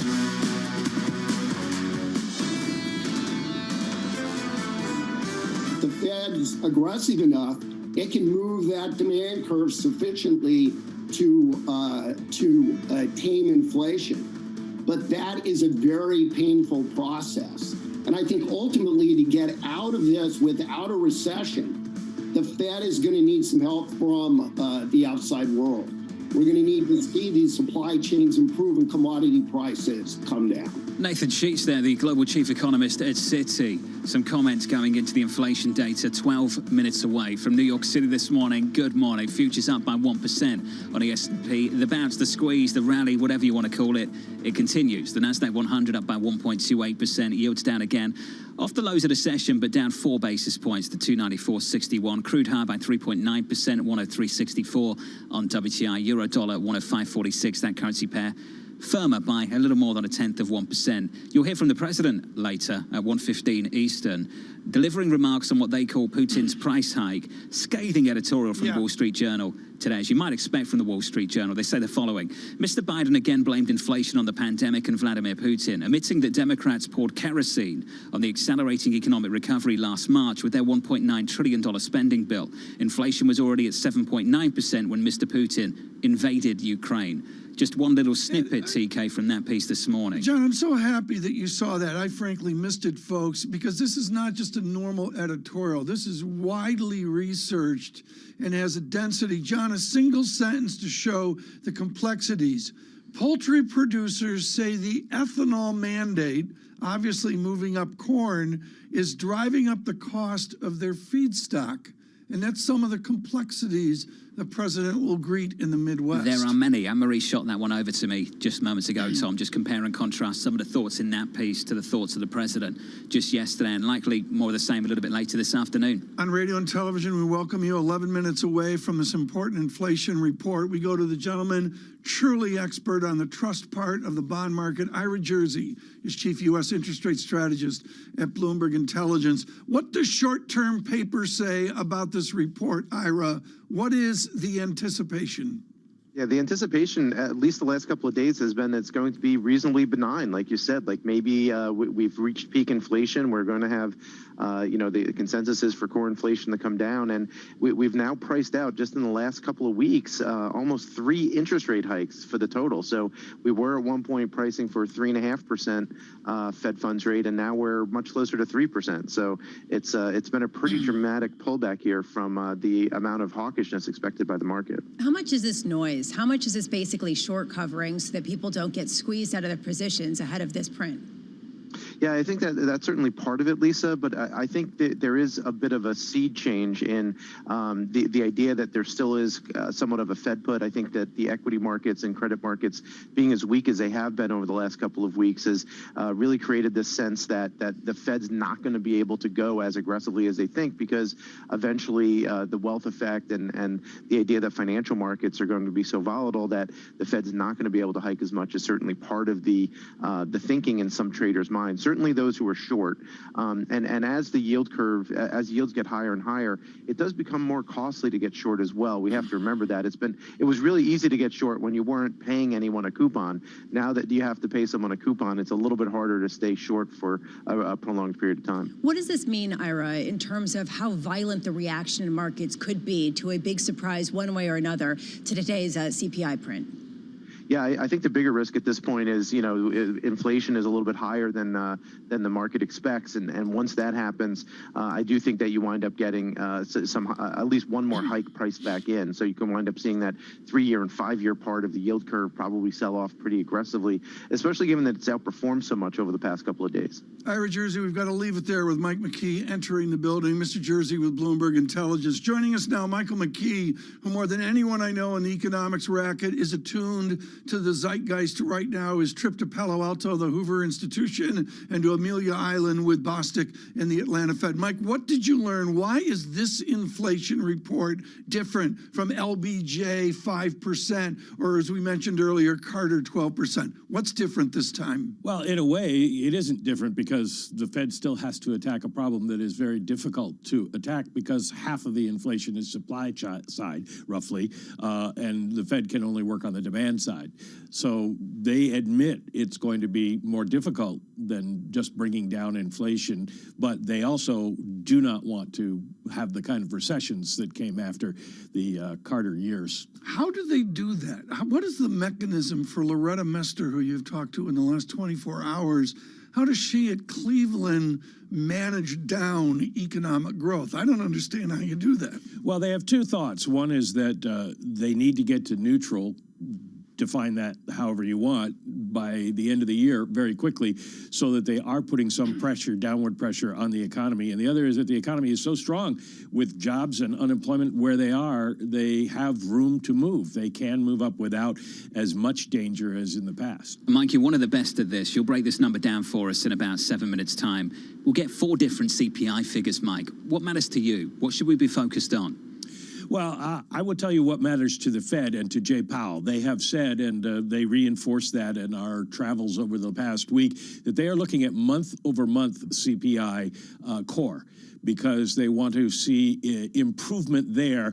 If you're looking at month over month and it comes down in at a slower pace, it suggests that inflation is slowing down, and that will take out the base effects of a year ago. So it'll be a much more clean read on inflation. So while Wall Street may focus on the year-over-year number, the Fed's going to be looking at the month-over-month numbers to hopefully see some movement lower. Mike, awesome. Looking forward to coverage. 6 minutes away. Just going through the estimates. 8.5% the previous read year over year on headline. Only one bank has a forecast of 8.5% again. It's Holger Smeeding over at Berenberg. At the low end, you've got Ethan Harris of Bank of America looking for 7.9. To Mike's point, Tom, core CPI month on month. If that's what the Fed's following, the market's going to cue off that too. You know, we talk about the consumer and Main Street, but to be fair, that is what you do in academics. You do look at the short-term, the rate of change, if you will, of inflation, which is its own growth rate. Lisa, we're looking for deceleration. Yeah, deceleration, but in what, right? I mean, does it matter if it's deceleration in some of the non-core items, the idea of energy driving this and some of the fluctuations in gas? Or really are people looking at lodging? Are people looking at airplane tickets? Are people looking at wages? How much does that really end up being the driver that determines a much greater proportion of, frankly, the Fed response? So the number in 5 minutes, Tom, and then the breakdown with Mike McKee and Mike Dada, too. Great guest coming up.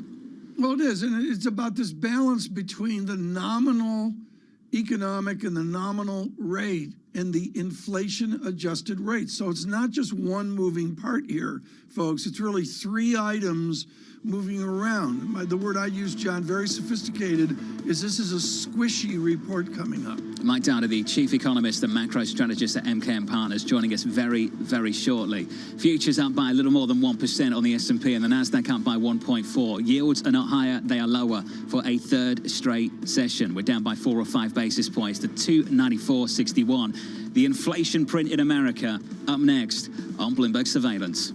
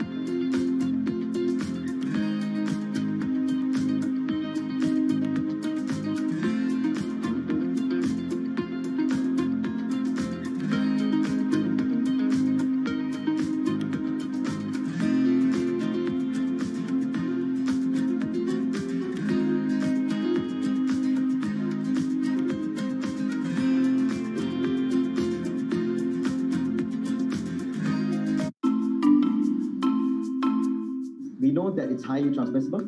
We know that 2 doses of vaccines, Pfizer vaccine specifically, neutralize the virus, but not as efficiently, because various studies showing that reduction up to 40-fold, meaning that a 3rd dose is a must for it to successfully neutralize the variant. What we don't know is still that what are the effects of mix and matching between vaccines, and what are the capabilities of antibodies produced from this mix and matching in neutralizing Omicron. Because as we know, many parts of the world use different types of vaccines. And that would be a great data to look at. It will be also great to look at, because majority of the studies done uses a small sample number, and most of the time when you translate it to real world, the data changes. So it will be really good to look at large-scale data of the ability of antibodies from vaccines to neutralize this variant. Grateful here today that the virus, Omicron variant, still uses ACE2 receptor as its main entry. It means that all of the vaccines which are designed with spike in mind still works. Imagine if it uses a different receptor other than ACE2. None of the vaccines would work today. So I think that is the best news that we got from all these studies which came recently, the past couple of days. Front Row, exclusive interviews with the most influential figures in finance. Lloyd Blankfein. Deflation is a terrible thing. Inflation you could tolerate. Kathy Wood. Tesla will be in the pole position to dominate. Jeremy Grantham. We've had a very, very abnormal honeymoon Goldilocks period. First available on the Bloomberg Terminal, then on Bloomberg Television and Bloomberg.com. Front Row, the best seats in the house for business's greatest minds.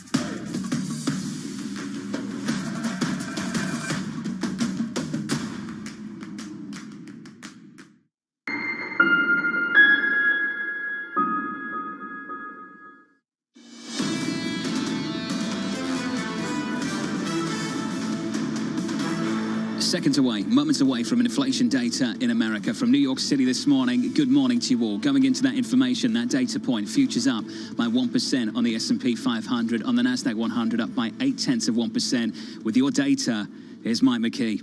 All right, here we go, John. CPI on a month-over-month basis up 0.3%, which is certainly down from 1.2% last month, but a little bit ahead of the forecast. The less food and energy, the core up 0.6. Now that is an upside miss that is not going to make markets or the Fed happy. 0.4 was the forecast, 0.3 in the prior month. On a year-over-year basis, we're at 8.3%. That comes down from 8.5, and core is at 6.2%. That comes down from 6.5. Now the thing to keep in mind is those year-over-year figures are based on a base. The drop is based on a base effect. The fact that inflation was so high in these months last year, it was mechanically going to fall. But the month-over-month numbers come in a little hotter than the Fed expected. Right now, it looks like food was up 0.9%, the 17th consecutive monthly increase. Food at home up 1%, down a little bit from last month, but it is still a significant jump. Energy down 2.7%. People had predicted that. Gasoline down 6.1%. That's in part seasonal adjustment. So it is something that could turn around as we see gasoline prices rise again into the summer. And shelter increased 0.5%. Rent up 0.6%.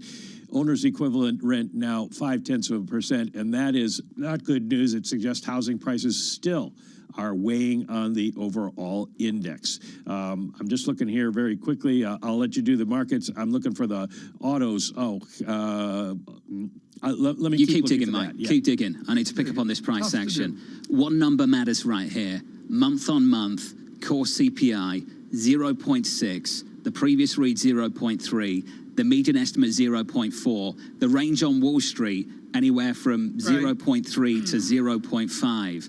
No one was anywhere near this, Tom. No one called 0.6, and that's why this market moves the way it has done. Down 0.25% on the S&P. On the S&P going into this, up 1 full percentage point. The Nasdaq lower by 0.5%, and off to the races at the front end of the yield curve. Your 10-year up 3 basis points after being lower.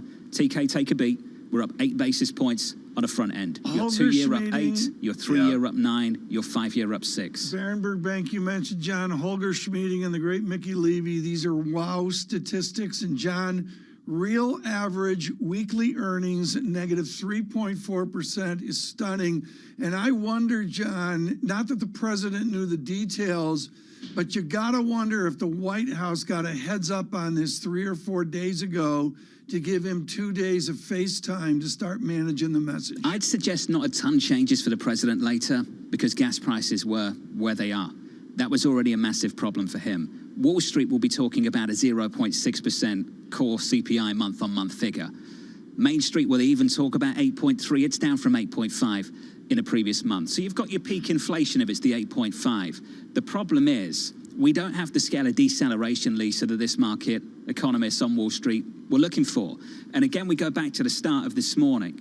It's not about where it peaks, it's about where it plateaus and how much deceleration we get through the summer as this Fed looks set to reassess at the end of August. And right now, 0.6% month-on-month on core is a problem. If this is deceleration, it's not working. It's not going to help the Fed in any way, shape, or form. They're going to have to be more aggressive. And the fact that it's coming from rents, the fact that it's coming from wages, the fact that it's going to the fact that companies can keep raising prices and not meet resistance is something the Fed will need to address that they cannot blame on supply chains and oil shortages. And Mike McKee, you're wonderful at this. The year-over-year stuff, it's base effects, it's mechanical.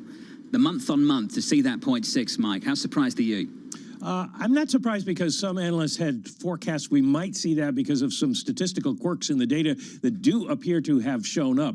The BLS changed its methodology for estimating new car prices, and just starting this month, and new car prices went up 1.1%. It had been 0.2, 0.3 beforehand, and so we have a big jump in new car prices that is a methodological change and will eventually work its way out of the numbers. Used cars fall again, second month in a row, down 0.4, so not so bad. Airline fares up 18.6%. Well, if you've been in an airport lately, like I have, everybody's flying. So the airlines are making up some ground there. We also saw natural gas up 3.1%. So seasonally adjusted going the other way from gasoline. And Michael, I'm looking at one of the interior data points you're expert at. And let's say there's 40 lines, folks, of the inflation we're living. I can make a joke about alcoholic beverages, but let's move on from the joke. Apparel up 5.4%. New vehicles, you mentioned, up 13%. Physician services go nowhere.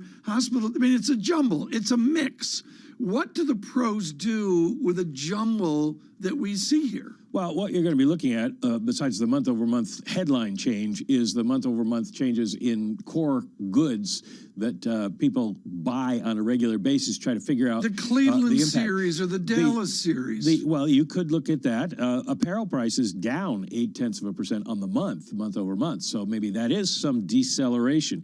And that's what you're going to be looking at to see if prices are starting to come down in some key areas. And, of course, nobody expects it to fall off a cliff. This is by the end of the year, they're hoping to get somewhere between 4 and 5%. So we'll see how this continues to play out.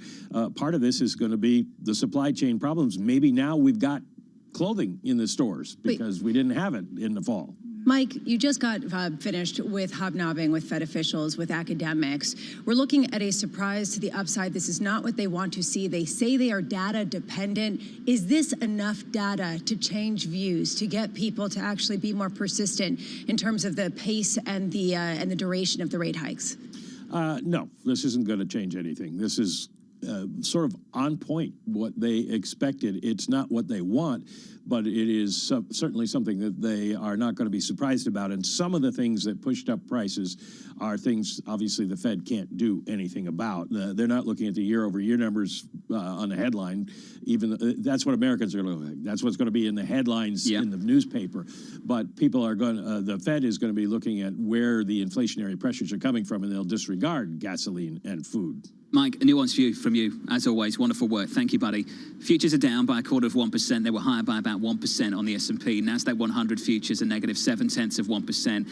Seeing this bleed into the bond market a little bit. 285 was the high on a two-year yield last week. We're back to 271. We're higher by 10 basis points. So quite a move there, but off the highs of the year so far.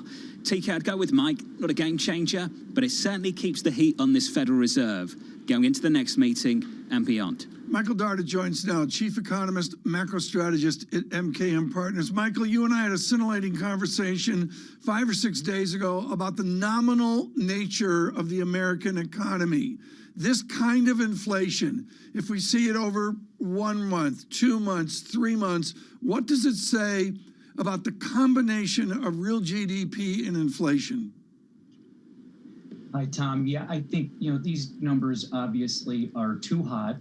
So, this is a bit of a shock to the upside.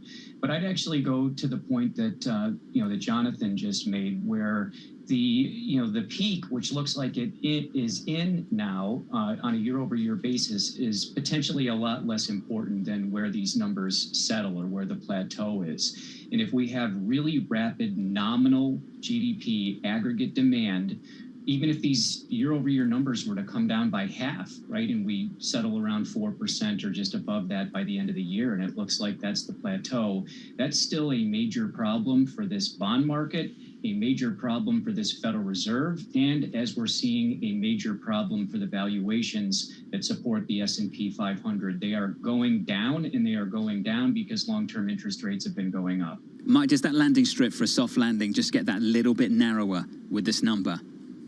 Yes, I think it does. The Fed has its work cut out for it. It does need to slow aggregate demand.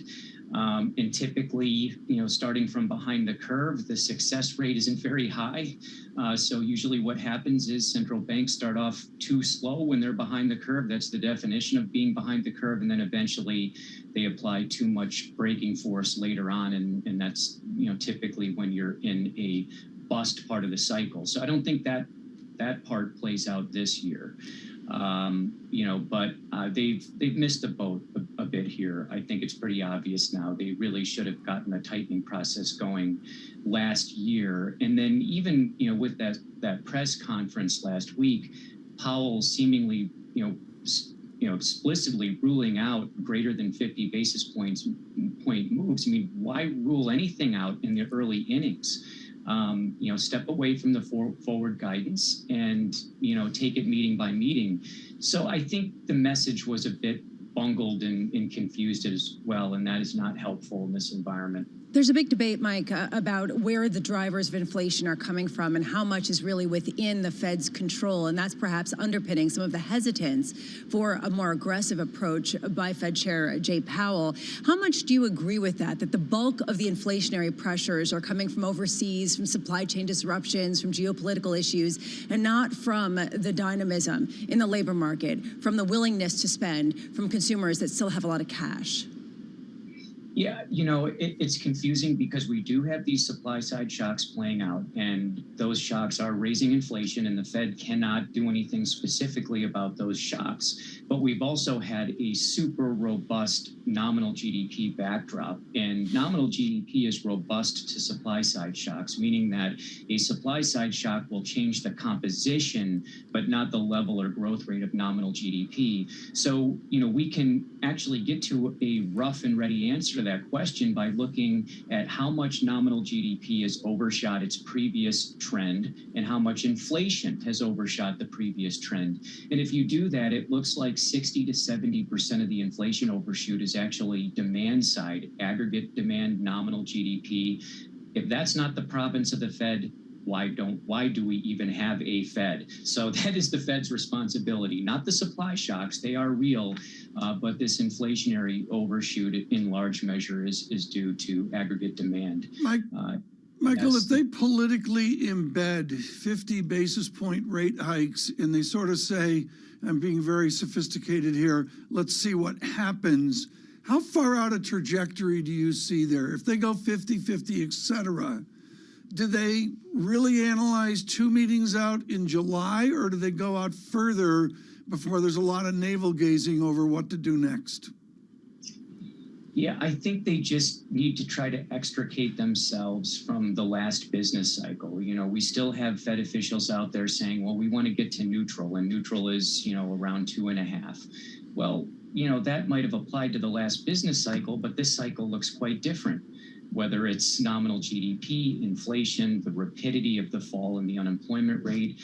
And so the Fed's basically made two mistakes here. One is assuming a flat Phillips curve up until 3.5% unemployment, because that's where we were at the end of the last cycle, and then assuming that the neutral interest rate is right around the same position that it was in the last cycle. So that's a problem. Really what they should be doing is saying, look, we are explicitly aiming to slow nominal GDP to a more sustainable growth rate consistent with 2% average inflation over time. That would probably be around 4% per annum growth. It looks, as of April, the proxies for money income or nominal GDP were closer to 9%, so still way too fast. I think that's the best shot the Fed has at engineering a soft landing. It's going to be difficult, but embracing the Phillips curve in the neutral interest rate of the last cycle is just simply not going to cut it. That will lead to a policy mistake and a severe faceplant for the U.S. economy on the line. Mike, awesome. As always, Michael Dada there. Thank you, sir, of MKM Partners. With equities down by 0.6% on the S&P, on the NASDAQ down by 1.1. To give you an idea of the range, on the NASDAQ 100, futures were positive this morning by 1.65%. Straight off the back of that number, the wrong kind of upside surprise, snap, move lower. Yields moving higher. They were down. They're now at 4 basis points on a 10-year, much more so at the front end. Great lineup in the next hour to go through this. Priya Misra of TD, Robert Tipp of PGIM, David Leibovitz of JP Morgan TK, joining us in the next hour on Bloomberg TV to work our way through this. Please see the morning. It'll be really quite extraordinary to see, and particularly coming off the president's comments, the politics linking into our economics, our finance, and our investment. Joining us right now, we welcome all of you on radio, television, off the shock of this inflation report. Of course, it harkens back to the middle 60s. It harkens back to other historic moments. We mentioned Carter and 12% inflation of another time and place. Maybe he was out at Berkeley, leaning over a desk, reading his economic books at the time. William Dudley joins us. He's a former New York Fed president and, of course, writing for Bloomberg Opinion, and he has been out front on what has happened. I'm not going to mince words, Bill Dudley. This is one inflation report, but important, and you highlight our jarring disconnect. How disconnected are we right now from where we need to go? I think the problem is that the Federal Reserve has not been forceful enough in stating not just what their goal is, 2% inflation, but the means to achieve that goal. Chair Powell in his press conference last week didn't really want to talk about why monetary policy might actually not just have to go to neutral, it might have to go to tight. And I think a tight monetary policy is what's going to be required to get inflation under control.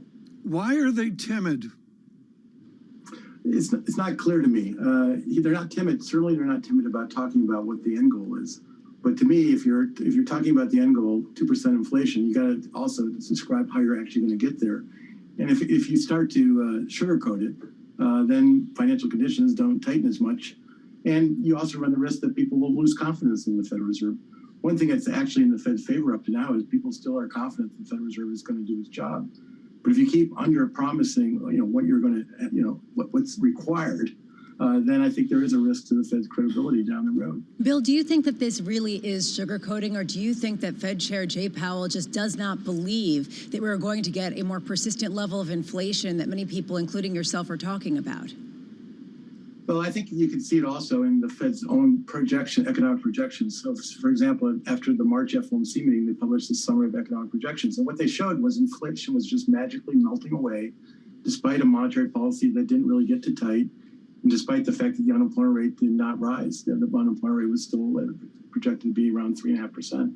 So that's sort of a magical, immaculate disinflation. And I just don't think that's how it works.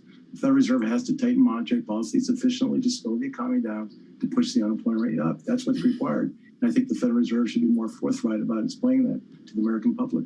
Do you think that Andrew Bailey over at the Bank of England really basically charted the path for Fed officials, saying, look, we're going to be hiking rates into a slowing economy. We might just exacerbate a recession, but a near-term recession will be what's necessary to bring supply and demand more into balance to actually create more growth later on? I don't think the Fed necessarily has to say that there's going to be a recession. I mean, the Fed should still shoot for a soft landing. But I think they should explain that a soft landing is very difficult to achieve when you have to push up the unemployment rate to hold down inflation. Bill, from where you sit, and of course decades with Goldman Sachs and the grind of this with Ed McKelvey and also all of your academics as well, I think our audience is fascinated by what politicians can do. And if we stretch in our recent memory from LBJ through Jimmy Carter to Richard Nixon, who was handed that from Carter, and on to the present president, what do presidents do about inflation? Are they even part of the discussion? Well, I think the public has an exaggerated view about what any administration can do about inflation. Biden administration, probably the most important thing they've done is release oil from the Strategic Petroleum Reserve, and that's probably putting some downward pressure on oil prices relative to what they otherwise would be. But I think the reality is the president's ability to do something about inflation is extremely limited. Really, the only thing the president can do is get Congress to tighten fiscal policy to make the Fed's job a little bit more easy. On radio and television, truly an historic moment, and particularly with the inflation-adjusted real wage where it is. William Dudley is with us. He's a former New York Fed president. He has been shocking in his prescience nature of guessing forward on where this price change is going. If you're just just joining us, we're getting used to 8% inflation. Ira Jersey's scheduled to be with us. We're waiting to get Mr. Jersey lined up on a bond market with a 2-year yield higher by 9 basis points. And Michael McKee doing what he does best, which is speak to people like President Dudley and also go through the minutia and the data. Michael McKee, what does this report say about wage growth and the fear of a wage spiral? It doesn't give us a whole lot of new information because the real average hourly earnings, which they calculate by subtracting inflation from where people were, are down 2.6%, same as last month. So no change there. We're still behind inflation. I've talked to a number of Fed officials in the last few days about whether companies are telling them that they are seeing a wage price spiral. And they're seeing prices continue to go up, but they don't feel like they have enormous pressure on them yet to raise prices. And then, Bill Dudley, to go to you on this question, I see the wage growth, but I also see the lack of wage growth over the last 15 years or so. Is our fear of a wage spiral different now than it was decades ago? I think there has to be some fear of it, given the tightness of the labor market. You have 1.9 unfilled jobs for every unemployed worker. That's an all-time record. So the labor market's really never been this tight. And the consequence of that should be higher wages. Higher wages should also be the consequence of headline inflation running persistently above what wages are actually doing today. So I think the risk is that wages, which are trending about 5.5% year over year, go higher. Do you agree, Bill, with Chris Waller, who came out yesterday and said that there's so much froth in the labor market that we could actually withstand a softening there that would be more beneficial rather than detrimental, even if it led to fewer opportunities? Well, I think that's what they have to do. I mean, I think they're trying to also, sugarcoat this a little bit too. We can basically reduce the demand for labor without increasing unemployment. So there'll be fewer jobs available, but don't worry, you'll get a job because there'll still be enough for you. I think that's, again, sugarcoating, how easy this is going to be. I think at the end of the day, they have to push the unemployment rate up, and that's going to be, painful. Bill, when we talk about the drivers of inflation, it's one thing for the Fed to respond to a labor market that's hot, to rents that are going up. It's another thing to respond to supply chains that are disrupted and a shortage of goods that ensues therein. Do you think that it doesn't really matter, that the Fed has to reduce demand and that is the only tool that they have in order to prevent inflation from becoming entrenched in the psyches of Americans? Well, at the end of the day, the Fed's job is to make sure that demand and supply are aligned. Now, if the supply shock is very temporary, the Fed can look through it because it knows that supply is going to increase in the future. But if the supply shock, lasts for a long time, which seems to be the case currently, then the fact that it's due to supply chain disruptions doesn't really matter, because if those supply chain disruptions are persistent, then you're going to have an inflation consequence. Bill, just real quick here. You were talking earlier about a 4 to 5% Fed funds rate in order to be truly restrictive. Have you changed your view on how high the Fed will have to go? Well, I think it's 4 to 5 or higher. I was 3 to 4 maybe 6 months ago. Now I'm 4 to 5. Wouldn't shock me if I'm, 5 to 6 a few months from now. Bill, what does that do to the employment trend in the economy? What's that going to do to the unemployment rate? I want you to go all Phillips curve here and link it right in. What's it do to the unemployment rate? Well, I think the unemployment is really all about what's happening to demand. And I think in the short term, demand's going to be fine, because right now demand is above supply in a number of key areas like housing and autos. So I think the economy is going to be fine in 2022. But of course, that just makes the Fed's job more difficult. Bill Dudley, thank you so much. An important essay. I'll get that out for you this morning as well on Bloomberg Opinion. He's a former president of the New York Fed. Ira Jersey with us now, Chief U.S. Interest Rate Strategist. Ira, you just heard Dr. Dudley frame out what a large body of people suggest, which is above 3%, maybe 4, maybe 5% forms of interest rates, maybe a terminal value way above 3%. What does that do to the fixed income space? Yeah, so I think the first thing is people are going to be pricing, and the market's already there, pricing a recession by 2024, right? So you wind up having a pretty significant inversion in the yield curve, particularly if you get interest rates in the Fed funds rate above 3.5%. But first we have to get there. Remember, Tom, we were at 3.5% terminal interest rate from the Fed, and we priced out a lot of that all the way down to 3%. So first we have to price that back in, and I think the market action you've seen over the last 20 minutes or so is just suggestive that, hey, we priced out too much dovishness from the Fed, and now we're going to have to price some of that back in. So I think you've kind of maybe seen the steepest you're going to see the yield curve this year. Ira, when we took a look at this number, we said, wow. We said this is a significant shift just in terms of the expected deceleration that did not come, or at least the expected deceleration in the pace of gains even in core inflation. It seems like you don't think it was a wow moment for the bond market. Do you agree? Well, it was a little bit of a wow moment. I think that there were some people who were thinking, hey, we were going to get a 0.5, right? So a 0.6, and largely because of things like airfares, is some people will look through that a little bit. But I do think that we had been so dovish for the last week or so that at this point I think that has to shift. And I don't think we took out a 75 chance of a 75 basis point hike in June, but that doesn't mean that the Fed's not going to hike 50 basis points every single meeting this year, which means that we can price in another 7,500 basis points worth of hikes by the end of this year, and that's pretty hawkish in general. And that's something like you just heard Bill Dudley talk about, the Fed needing to be more hawkish.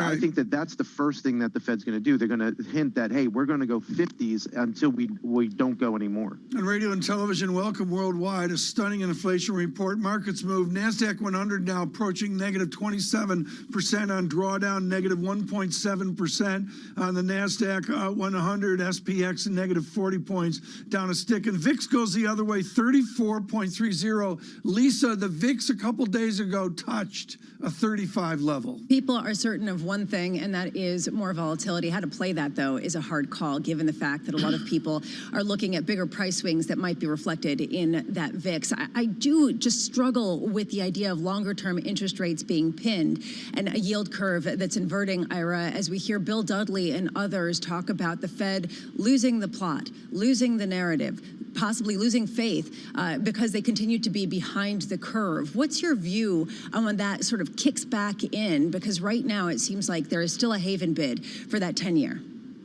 Yeah, I think that there's a little bit, but it's people. Keep in mind, everyone was in yield curve flatteners almost all year, and that was a consensus trade. Certainly was our view as well. So we had a kind of a flush of some of those kind of trades. So people have to kind of re-engage into those flatteners, and it's hard to do if you've been stopped out of a trade within the last week to get back into those kind of trades.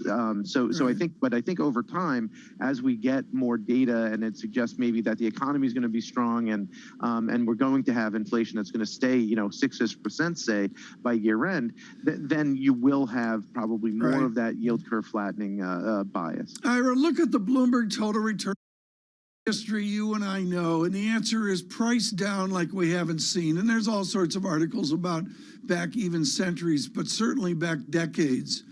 Can you have a capitulation in bonds? Is there a point where people just sell bonds like they sell equities? Yeah, well, I think there is, and certainly have to remember, we always talk about the Treasury market being the risk-free asset, but when you think about, 30-year Treasuries, if you look at the price of 30-year Treasury today versus the 2-year Treasury, the 30-year Treasury price is down more, right? And the reason for that is just there's more risk and a lot of more interest rate risk in that space as opposed to the shorter duration 2-year sector. So, this is unprecedented in terms of negative returns. This will be, if we just were to end the year right now, this would be the worst year for treasuries ever in history. And the reason for that is when you had big moves back in the 1970s, Tom, yields were much higher. So you were able to absorb, interest payments were able to absorb some of the price down moves. Today, we can't do that. The yields are still so low that you get small moves in interest rates and you wind up having negative returns. Ira Jersey, thank you so much. Just absolutely fascinating within the bond space. He driving all of our Bloomberg intelligence research on fixed income. Lisa, flat out extraordinary, flat out near unexpected. It shows where the balance of risks were and how much people are jumping on this as potentially a longer time that we're going to see such persistent inflation. The equity market move, as notable, frankly, is the bond yield move because it is a knee-jerk reaction lower, NASDAQ leading the way. And to me, the fact that you're near session lows at one point down near almost 2%, even after all the carnage, even after with the massive correction, shows you how concerned people are about what the repricing is for truly persistent inflation that does not return to levels within the historic norms. I'm going to use a cliche, Lisa, here very quickly. We're in original territory in bonds. We've never seen on a percentage basis these price declines. It's original. And we saw for a second people come in and buy for the long end. And now are they getting basically their guts checked once more? How much are they going to see this last for a longer period of time?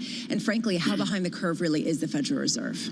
Dollar strength at 104 on DXY. Euro still at 105, 105.19. Yen, a weaker yen, 130.74. Absolutely extraordinary. Please stay with Bloomberg on radio, on television. Priya Misra and Robert Tipp are next. This is Bloomberg.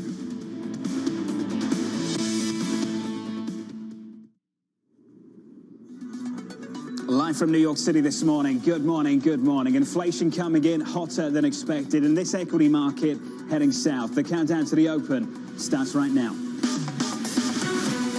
Everything you need to get set for the start of U.S. trading. This is Bloomberg, the Open, with Jonathan Farrow.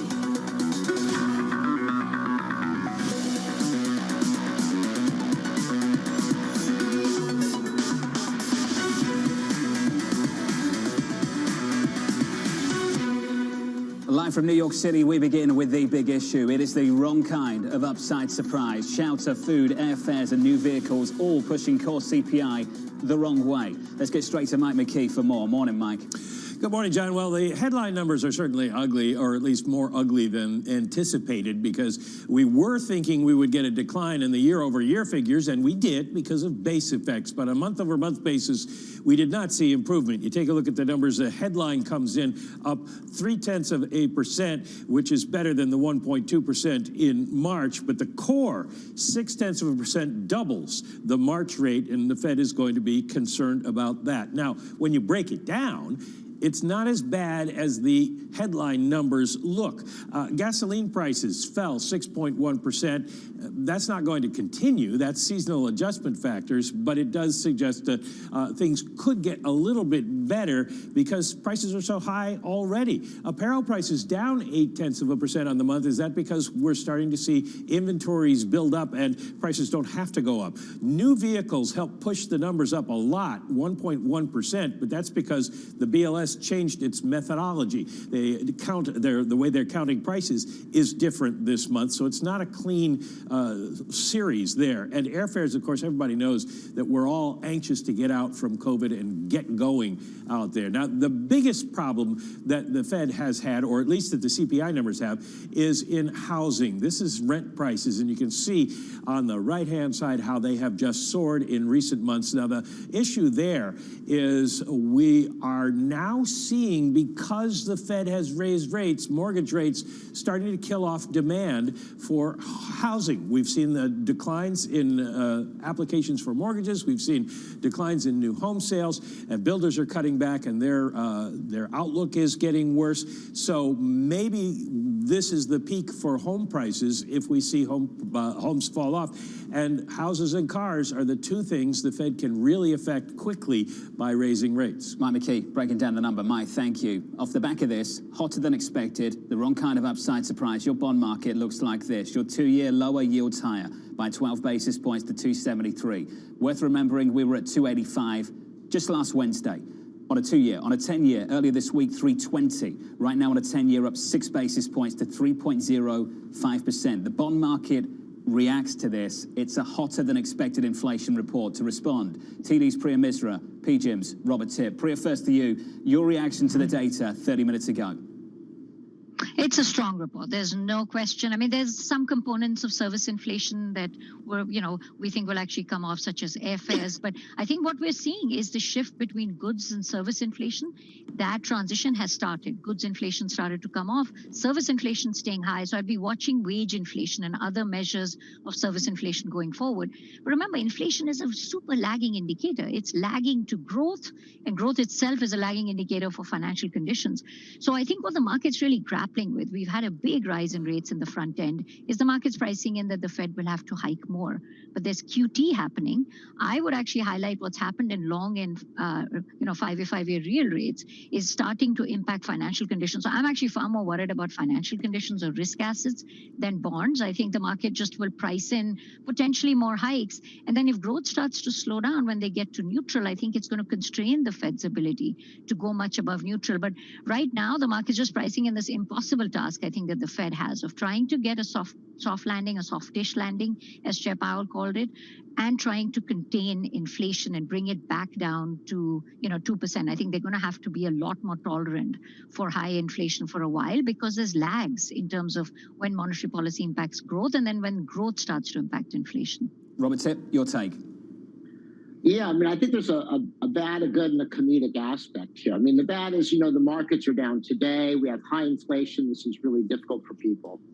The good news is this is priced into the market. I mean, the market is expecting a 3+ Fed funds rate a year or so from now, and that's probably going to do it. And why would anyone have any confidence in that, against such a strong backdrop?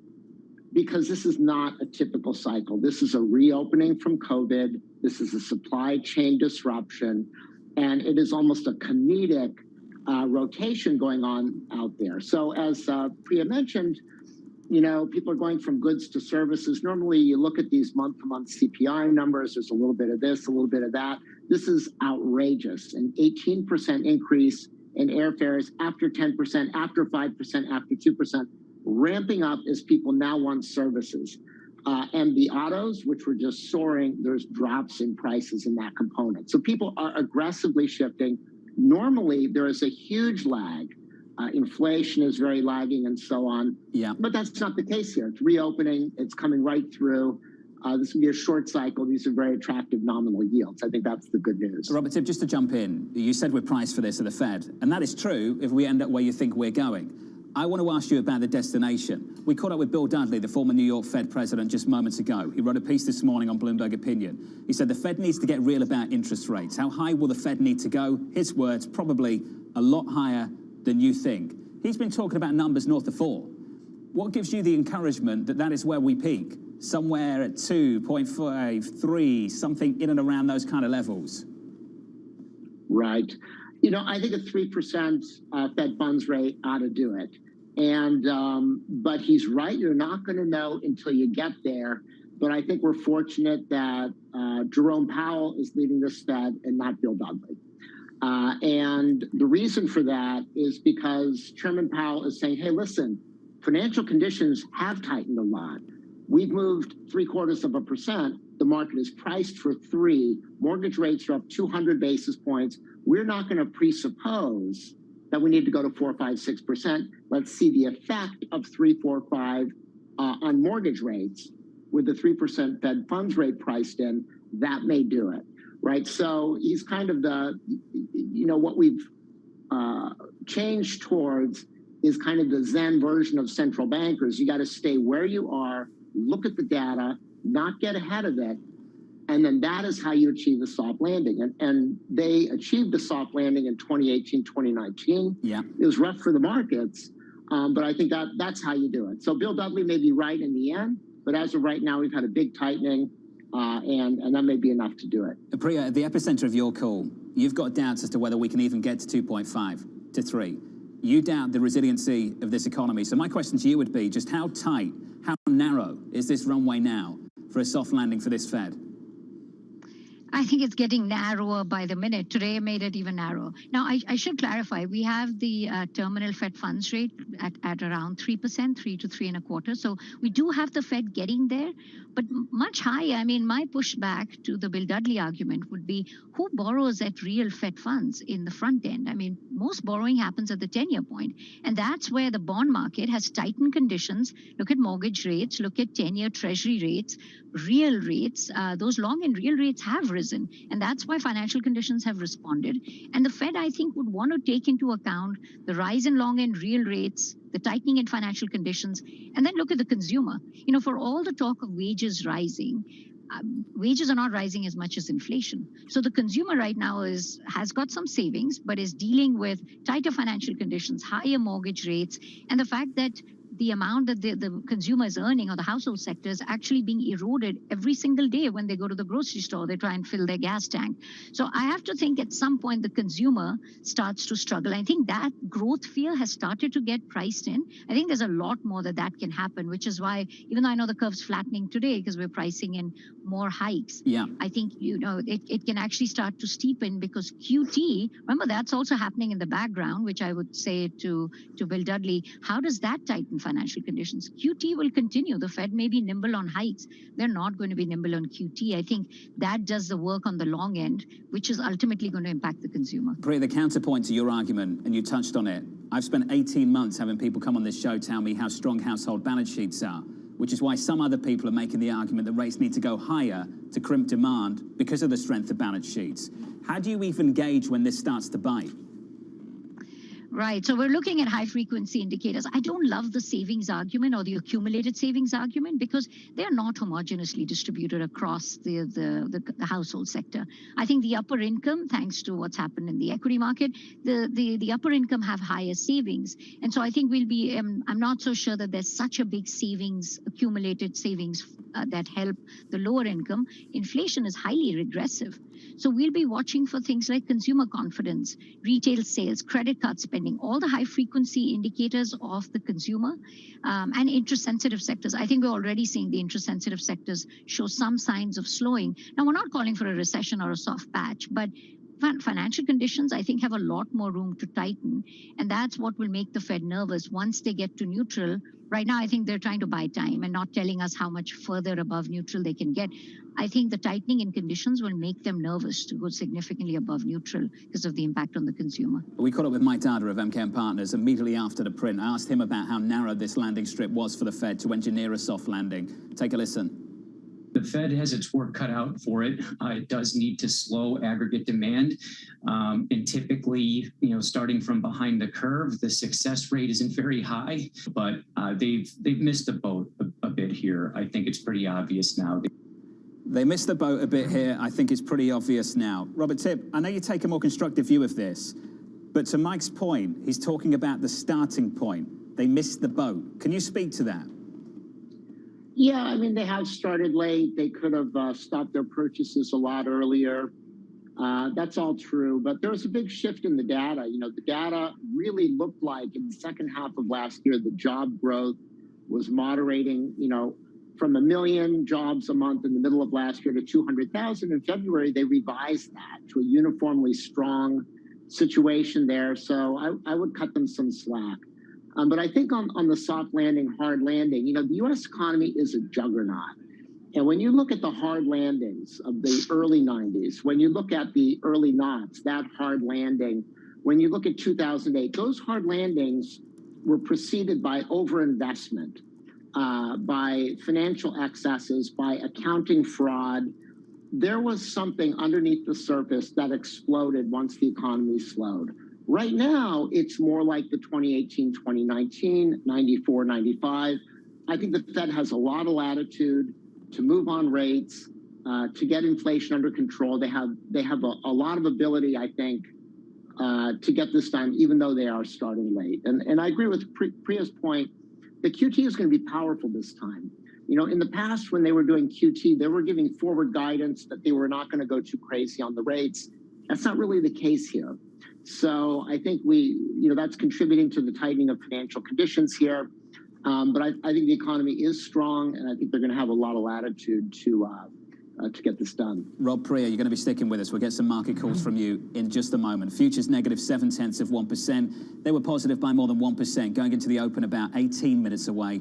With your movers, here's Abby. John, really a big reversal on that hot CPI print, as you just mentioned. Futures up in a big way earlier, now down, now taking most stocks and sectors with it. This, of course, includes tech, because as yields back up on that CPI print, pressuring tech and valuation concerns. Apple, though, off of its lows. It's going to be interesting to see how all of this shakes out. Banks down, though, also one of this year's conundrums, that rising yields not helping banks. Some of the energy names, even with oil higher, are now down just slightly. Occidental, it had been down more. But take a look at Coinbase. Of course, we do have Bitcoin below $30,000 per Bitcoin. That is, of course, a risk barometer, now down 26%. So lots of red on the screen. It's going to be interesting to see, though, John, how all of this works out with time, given the fact that the markets are so jittery and sometimes these things take a little bit of time to work through. Maybe cooler heads will prevail as the day goes on. But right Abby, now, risk on. Thank you. Counting you down to that opening bout. Coming up on this program, President Biden embarking on a countrywide inflation tour. That's next. This is Bloomberg.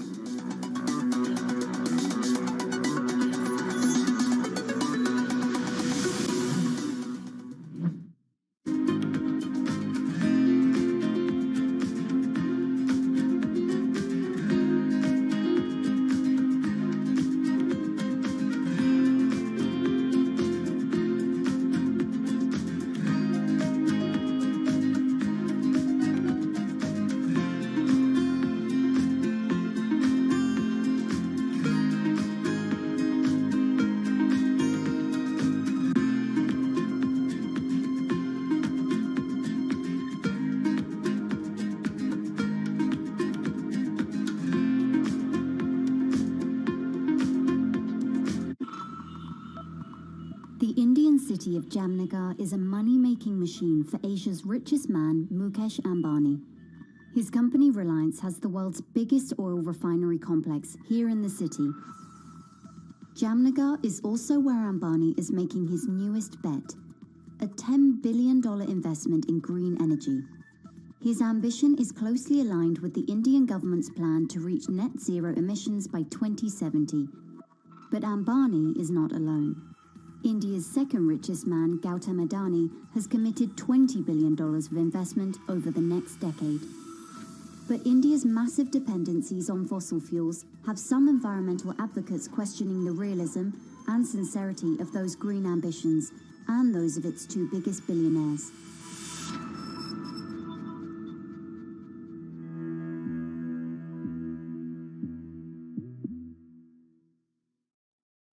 However you get your news. This is Bloomberg Daybreak with Lee. On Bloomberg Radio. Welcome to Daybreak Australia. This is Bloomberg Technology. This is Bloomberg Green. On TV, radio, and the web, this is Bloomberg. Stocked early enough all these precious materials you were just mentioning, and we were on the lucky side that our prognosis was spot on in a way, forecasting what kind of material we would need and what quantity we would need.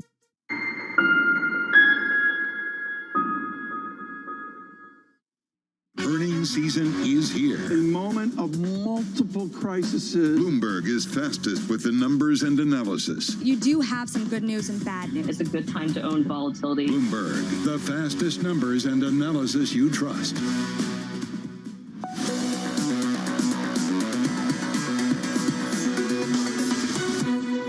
Some of the roots of the inflation are outside of our control, to state the obvious. But there are things we can do and we can address and we need to do. That starts with the Federal Reserve, which plays a primary role in fighting inflation in our country. I put forward highly qualified nominees to lead that institution, and I strongly urge the Senate to confirm them without delay. President Biden embarking on some kind of inflation tour yesterday and again today. The administration condemning the GOP's plans and placing the blame on Putin for higher prices. The White House writing in a statement the following: the president will deliver remarks on Putin's price hike and his administration's actions to support farmers and food processors, lower their costs and lower prices for families. Joining us now is Anne-Marie down in D.C. Morning, AMH. Good morning, John. So as you say, the president on somewhat of an inflation tour. He started off his speech yesterday saying he's giving an inflation speech and it likely won't be his last one. Today, he's really going to talk about the grocery bills and what the administration can potentially do to have farmers produce more here in America. And the blame, as you say, is going to be put solely on Russia's invasion of Ukraine. The president will likely talk to the fact that Russia and Ukraine both really plays this outsized level in the market when it comes to agriculture like wheat. So they're going to talk about things like homegrown fertilizer, technology, we don't have to use fertilizer. But the issue and the elephant in the room is going to be, of course, the fact that, yes, today's print on inflation is less than last month, but it exceeds the estimates. So maybe we're beyond the peak, but we still have inflationary pressure here in the United States. And that core CPI, Jonathan, that is going to be something that may haunt the president this month, because that is double from what we saw last month. You saw the editorial in the Wall Street Journal this morning. You sent it to me. I'll share the quote with our audience. Mr. Biden again blamed inflation on the pandemic and Vladimir Putin, admitting that Democrats poured kerosene on the accelerating economic recovery last March with their $1.9 trillion spending plan. It goes on. It reads, inflation was already at 7.9% when Mr. Putin invaded Ukraine. What's the Republican counter to all of this? Well, that's part of the Republican counter, and this is a brutal editorial from the board at the Wall Street Journal. It caught my attention, Jonathan, because I'm a Seinfeld fan, and they equate the president to George Costanza. But what this editorial is putting forward and what Republicans are saying is that actually it is Democratic policies that maybe are not fully responsible for inflation, because obviously we're coming out of once-in-a-lifetime pandemic. But the fact that they they went ahead with a $1.9 trillion stimulus plan that meant people who had jobs were getting stimulus checks. And there was just too much liquidity and capital in this market, and that didn't help already the inflationary pressures we were going to see coming out of a pandemic. AMH, the president talks about a kitchen table. At the kitchen table, I would argue they won't be talking about month-on-month core CPI. They'll be talking about gas, 440, diesel, 550 something. That's the real problem at play here, isn't it? A big, big issue for this administration. Exactly. Individuals in Washington, lawmakers, they're not going to be talking about the figures that we're looking at every single month. And economists, obviously, in the Treasury are. But the issue is going to be every single day, what Priya was talking about. The fact that you have wage gains, but inflation is outstripping that. And you feel it every day, whether you're filling up your gasoline pump or whether you're checking out at the grocery store. Just this morning, it's exactly what my dad called me about. Where he is, it's north of $4.40 for gasoline. And he couldn't believe how quickly it's spiked just in the last few days and weeks. So these are issues that everyday Americans are facing, and this is the problem this administration is facing going into the summer, which is a massive driving season for Americans, and just before those November midterm election, when economists say that inflation is still going to be hovering around 7%. Anne-Marie, thank you. AMH down in D.C. Stay close. We'll catch up with you a little bit later. Priya and Robert back with us for a final word. Priya, here's a tough question. How on earth do you call a bond market in a market environment and with an economic backdrop like the one we're in? You make sure you have blood pressure medication near you, but beyond that, I think you have to be ready for volatility because we're dealing with so many shocks at the same time, exogenous shocks. We're dealing with a Fed that is nimble. There is no forward guidance. I guess we got a little bit of forward guidance, couple of 50s. That could be 3, 4, I would say if service inflation, wage inflation stays high. But I think you take a step back. The Fed is tightening. The market is tightening. The market, has already done a lot of that work for the Fed. And that's why I think the front end is starting to show some value. I think you get close to 3% on the front end. You're supposed to buy it as protection against risk assets. And we've seen some of those correlations come back this week. So I would say if risk assets struggle, I think the market's going to like to own, or investors are going to like to own the front end. And I think you remain nervous about the long end. This is where I think QT does a lot of work. There's a lot of damage that can be done in the long end. So, I'm staying away from the long end just yet. But you get those long end real rates higher. I think it makes sense to even start to buy some 10s at that point. So I have a bit of a steepening bias here, but you have to be nimble. Robert, I'll give you the final word here. Yields are high today on a 2-year by 7 basis points, 269. On a 10-year right now by 3 basis points, just a little north of 3% at 3.02. The high at the front end for the year, 285. On 10s, 320. Are you anywhere near to being comfortable coming on a show like this and saying, I think we might have seen the peak. We've formed that peak over the last few weeks. Yeah, the short term is really, really a tough call, Jonathan. But I would encourage people to take a long-term view. And I mean, we've seen decades of very moderate growth, moderate inflation, and we are looking at a cumulative impact of a lot of stimulus and a lot of supply chain shocks. Yields have risen a lot. And I think the outlook from here is pretty symmetric, maybe a slight over the long term downside bias to yields. Over the short term, obviously, there could be more upside risk.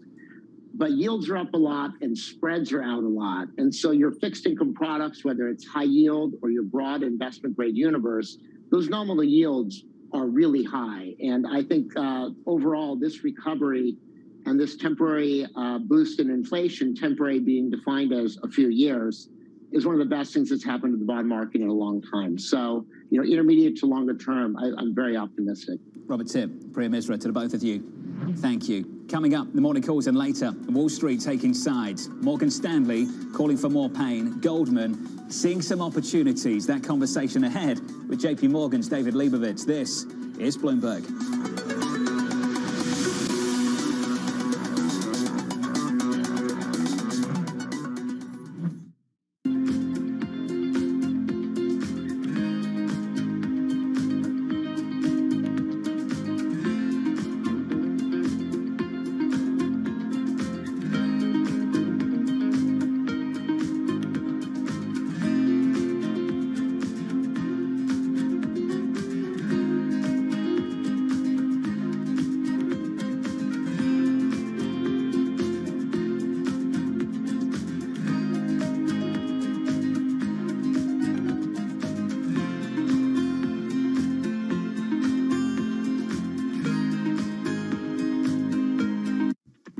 When you think space, you probably think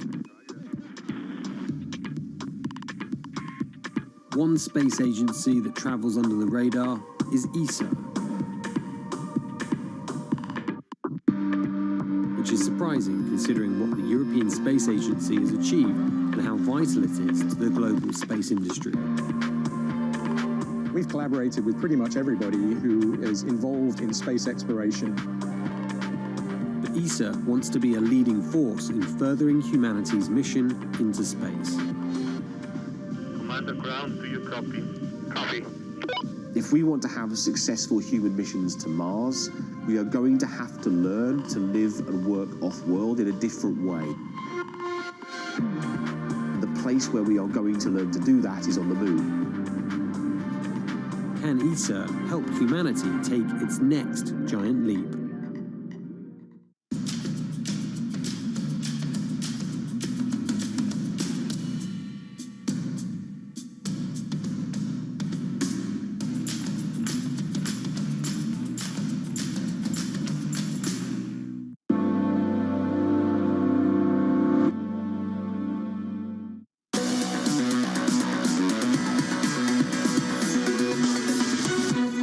been brutal, but at least it's not boring. At least there's that. 5 minutes out from the opening bell. We recover a little bit. We're down 1/3% on the S&P, down 0.8% on the Nasdaq. That's the price action. Here are your morning calls. First up, Barclays downgrading Corning to equal weight, seeing limited upside due to concerns about consumer end markets. JP Morgan upgrading Planet Fitness to overweight, pointing to improving user trends and lower labor costs. JMP Securities upgrading Peloton to outperform, highlighting a favorable risk-reward following the stock's recent sell-off. We're positive there, about 2.9%. Coming up, the buy the dip debate heating up. It's Goldman versus Morgan Stanley. We'll find out where JP Morgan stands next with global market strategist David Leibovitz from New York. This is Bloomberg.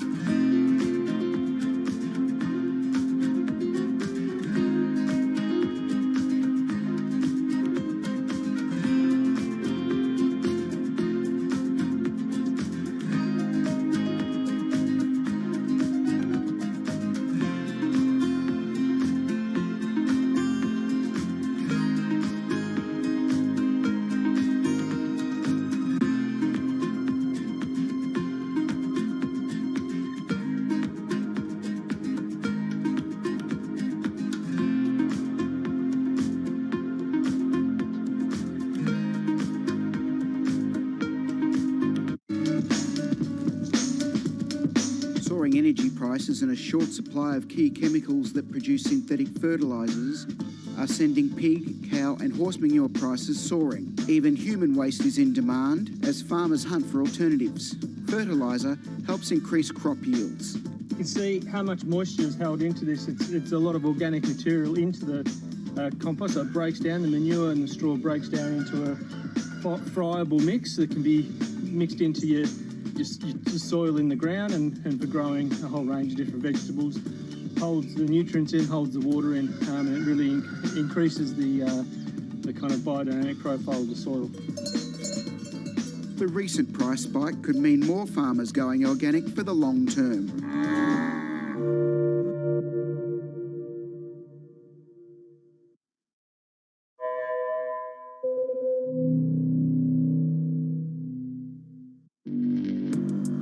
Access the financial world on demand. Hear from leading economists, policymakers, and industry experts via live and on-demand webinars, only from Bloomberg. Start exploring to see what's moving the markets. Visit Bloomberg.com/webinars. Why do the biggest names in business choose Bloomberg? That is a great question. It's a great question. It's a great question. Great question. Great question. Great question. Great question. That's going to be the best question I get all night. I'm glad you asked that. Bloomberg Television. Top experts. Great questions. This is a market that over the past few weeks has made it clear it wants to go higher. It got a little spooked by the idea that geopolitical tensions are rising.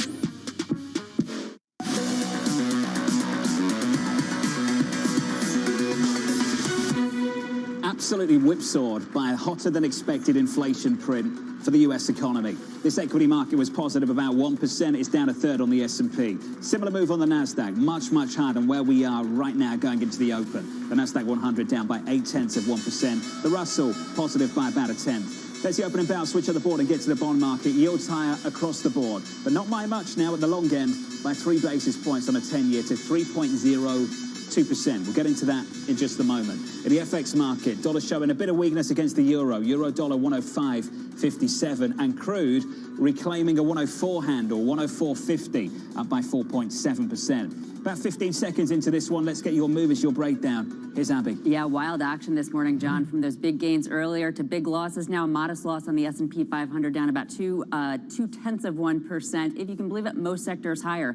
As for some of the laggards, though, because it, of course, is going to come down to those heavyweight big tech names that have so much weighting to the S&P 500. At this point, we do have Apple down about 1%. Microsoft also down about 1.3%. So to really see the markets turn back around to the pre-market gains, should that happen, as investors consider those hot CPI numbers, it will take these names to go with it. Now, Morgan Stanley earlier had been just a little bit higher, but the banks, again, under pressure, even as yields rise with that hot CPI number. But one area, the top sector on the day, as you know, John, energy, Chevron, up 1.7%. This, of course, as oil is rising by about 4.7%, another gauge of rising inflation. Abby, thank you. Abby said it. That's where the outperformance is today on energy, reflecting the move in the crude price, up by 1.27% on energy equities. For the S&P, we're down about a third. IT, bottom of the pile, down by 0.6%. Likewise, consumer discretionary stocks there down about 0.5%. I'm struggling to keep up. I'm sure some of you are too. Strategists on Wall Street, Katie Lyons, they're struggling to keep up too. Feels like this is always the case, John. Where we come into the year is very different than we find ourselves a couple months into it, and therefore everybody runs to play catch up. And that definitely is what has happened in 2022 thus far. When you think about it, back in January, we were trading around 4,700 on the S&P. The average year-end target was 4,982.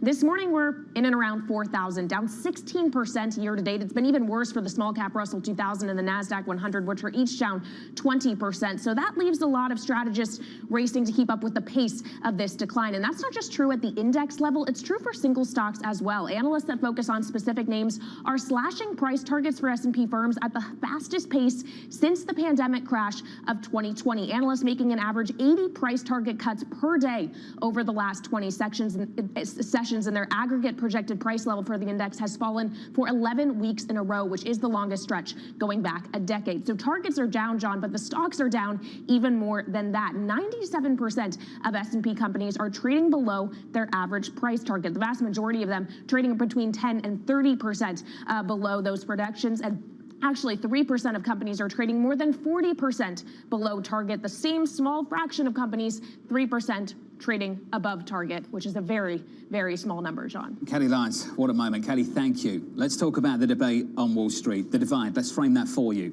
The route's not over. That's the view from Morgan Stanley and Mike Wilson, a good friend of this show.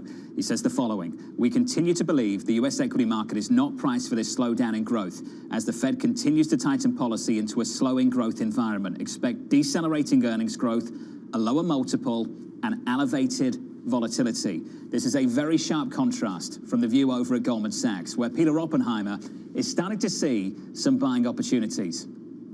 We're getting relatively close to the peak of year-on-year inflation, and that will start to provide some relief. We have seen a huge absorption of a lot of worrying things for investors now. Equities are starting to look attractive for medium to longer term buys. Joining us now with the equity market down a couple of tenths of 1%, JP Morgan's David Leibovitz. David, that's the view from Goldman, the view from Morgan Stanley. Give me yours. So I would say that I lean a little bit more into the Goldman view as opposed to the Morgan Stanley view. I think, frankly, in an environment of decelerating growth, elevated volatility, I mean, that's what we saw during the first quarter. And so the question to my mind is do things get better from here or do they get worse? And I continue to think that the market is overpricing what the Fed is going to do. You know, if they go by another 50 basis points in June, another 50 basis points in July, that's a lot of tightening over just a couple of months. And I think you're going to begin to see that show up in the economic data. And so, you know, with the VIX above 30, it's challenging to see how things are going to shake out in the very near term. But we are becoming increasingly constructive on the opportunity and risk assets, particularly during the back half of the year, as we think that the Fed is going to surprise dovishly relative to what markets are currently pricing in. Why do you think they will surprise dovishly? So I think the reality of the situation is that, you know, we're fighting an inflation battle on two fronts. On the one hand, we have the demand side of the equation. On the other hand, we have continued limitations of supply. And just look at what's gone on in the housing market. I mean, the increase in mortgage rates that we've seen is already cooling activity there. And so I think that the Fed is going to be effective in dealing with the demand side of things. You know, the big question from our vantage point is, does the supply side continue to improve here? That's going to take some better news out of China. That's going to take an increase in labor supply, but it does feel like over the course of the next, call it 9 to 12 months, there will be sufficient healing on the private side of the equation for the Fed to be able to achieve this very narrow path to a soft landing in 2023. That's the hope. You know how the year started, where it ended, inflation fears. You could make the argument that we've seen the worst of that. Then you move to rate fears, how the Fed responds to those inflation fears. You could make the argument we've seen the worst of that, perhaps, given the sell-off in the front end and the move we saw higher on two-year yields through much of this year. That's settled down. Then we move from rate fears to what those rate hikes do to growth fears. Can you make the argument, David, that we have actually seen the growth scare just yet?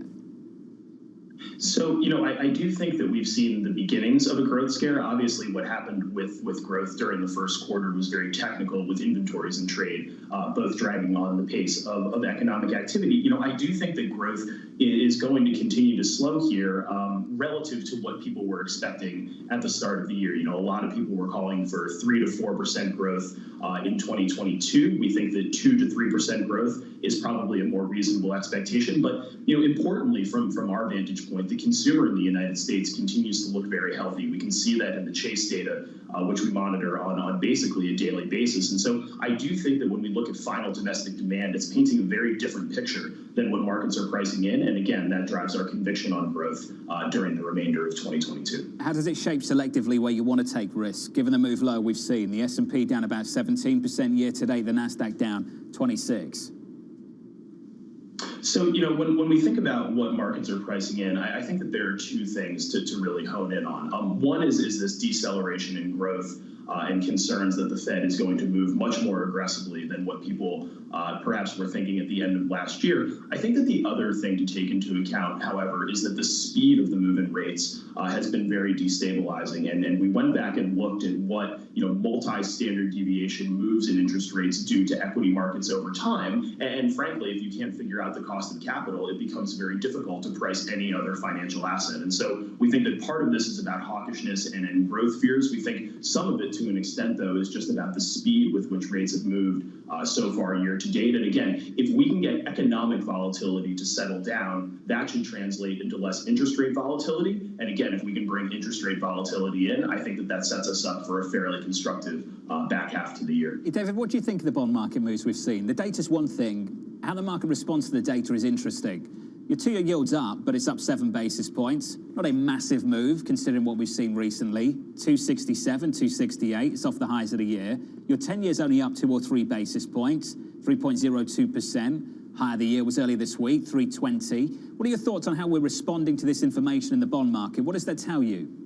So to me, it confirms what we had originally been thinking, which is that there is an awful lot in the price. Again, markets went from pricing a Fed that was going to move a handful of times this year to pricing a Fed that moves at every meeting for the remainder of 2022 with a handful of 50 basis point hikes mixed in there as well. And so I think that the Fed moving aggressively, again, is very much in the price when we look at yields across the curve. And, frankly, going back to what I was just saying, the speed and the magnitude of the move that was observed during the better part of the first 4 months of this year, I think we're due for some consolidation. Markets don't move in straight lines forevermore, as we've seen on the equity side of the equation. I do think that bonds are pricing in a Fed that moves at every meeting for the rest of the year, moves aggressively at the next couple of meetings, but there's really no reason to believe that the Fed would need to get more aggressive given what we've seen in the economic data as of late. Can you give me some detail then, a little bit more detail of your thoughts on big tech right now? The Nasdaq's down more than 1% again. The likes of Microsoft on the year is down 21%. Are you thinking about some of these big names in big tech, given everything you've just told me? We are. Here's the way that I think about big tech is we get back to a place where that is the trade that investors are in love with, one way or the other. We either have a Fed which successfully slows growth and doesn't cause a recession, but then we're just back in an environment where growth is scarce and people are willing to pay up for all-weather earnings, or the Fed crashes the plane, in which case we're in an environment where growth is also scarce, and those names become attractive once again. And so within tech, within growth, we are being more discerning and really locked in on those names that look set to continue generating solid profits here going forward. We wouldn't be playing in the highly speculative names that are pricing, some sort of multiple of sales. But you showed on the board earlier today, the NASDAQ is down 25% so far this year. I saw a chart yesterday, 50% of the stocks in the NASDAQ are down 50% so far year to date. Again, there are some opportunities being created, and this is the same economy that we had prior to the pandemic. This is a 2% economy, and a 2% economy is going to lead investors to pay up for names that are able to generate earnings growth, again, on pretty much an all-weather basis. Is it a 2% economy with 2% inflation?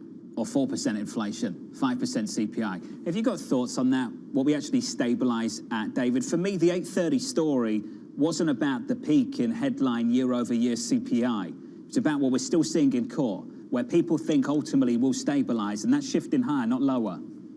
Exactly. I think that that's the key point, John. And something that jumped out at me in the inflation report this morning was you saw a lot of upward pressure or significant upward pressure on new car prices. I think that that reflects continued supply chain disruptions. Obviously, housing and shelter costs have remained relatively firm. Again, it's going to take time for inflation to come down. We think it is possible that we finish this year with a 4 handle on the core measure and likely, hopefully, I should say, a 2 handle on the core measure by the end of 2023. But again, you're going to have to see the private sector begin to heal. You're going to have to see China begin to open back up and some relief on the pressure that that's applying to supply chains. You're going to have to see, labor come back into the market because, as we know, labor is scarce. There are 2 job openings for every unemployed individual in the United States. If we can't solve the issues on the supply side of the equation, that's what's going to lead inflation to be stickier than expected. And bubbling in the background, the overarching threat to all of this is obviously what goes on with wages. And so it is imperative, in my view, that we figure out how to find these workers that have simply gone missing over the course of the past couple of years. Otherwise, we're going to be looking at an inflation environment that probably continues to surprise to the upside for longer than people were originally thinking. David, final question, just one more. Your views are pretty in line with what the Fed is forecasting. 4% core PCE year-end, 4.1. Real GDP, 2.8. Into 23, 2.2 on GDP, 2.6 on PCE. I remember sitting down with the former Vice Chair, Rich Clarida, about 18 months ago now, and we talked about inflation. And we worked through some numbers. It may have been 12 months, whatever the date was. And I remember saying to him, how would you know if you're wrong? When he talked up this transitory inflation story, how would you know if you're wrong? How would you know if you're wrong? David, what would you look for? How and when would you know that your hopes and dreams for a soft landing in this economy weren't going to materialize?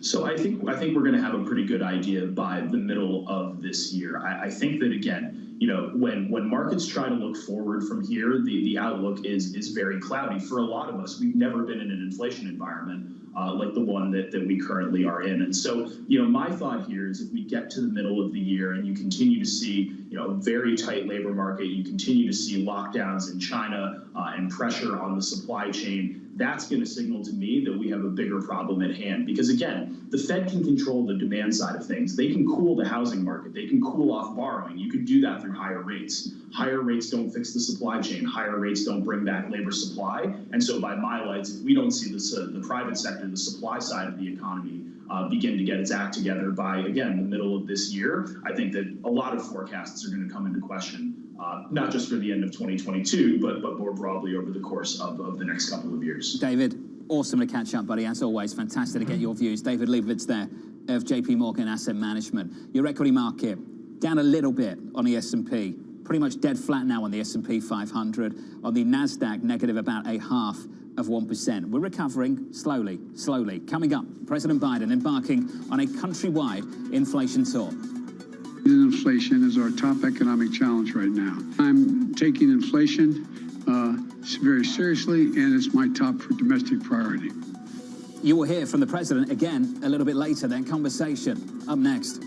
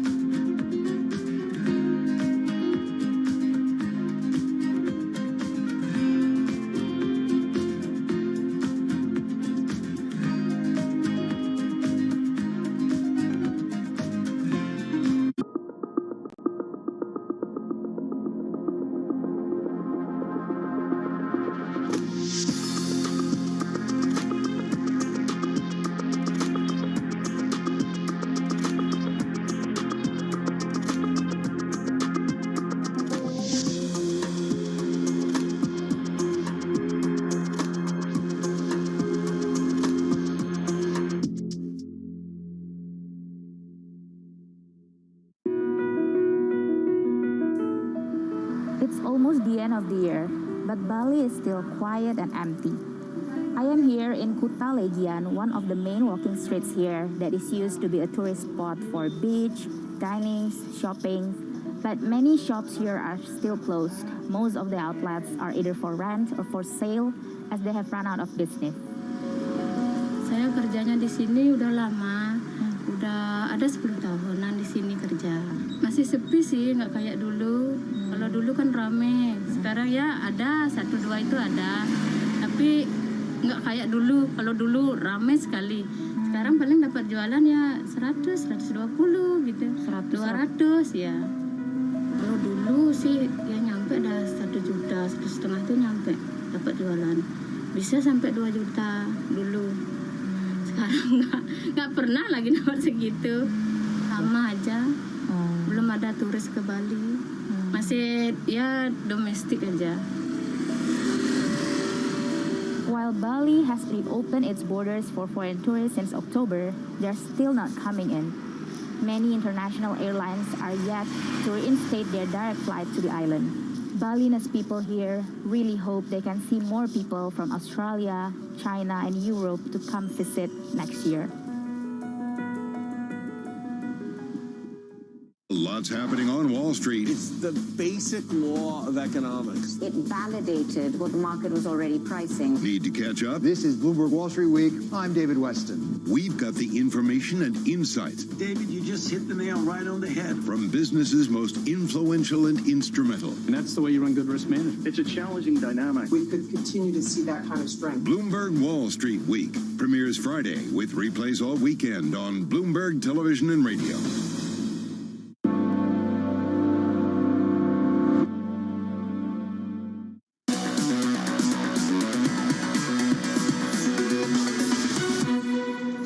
Still are confident the Federal Reserve is going to do its job.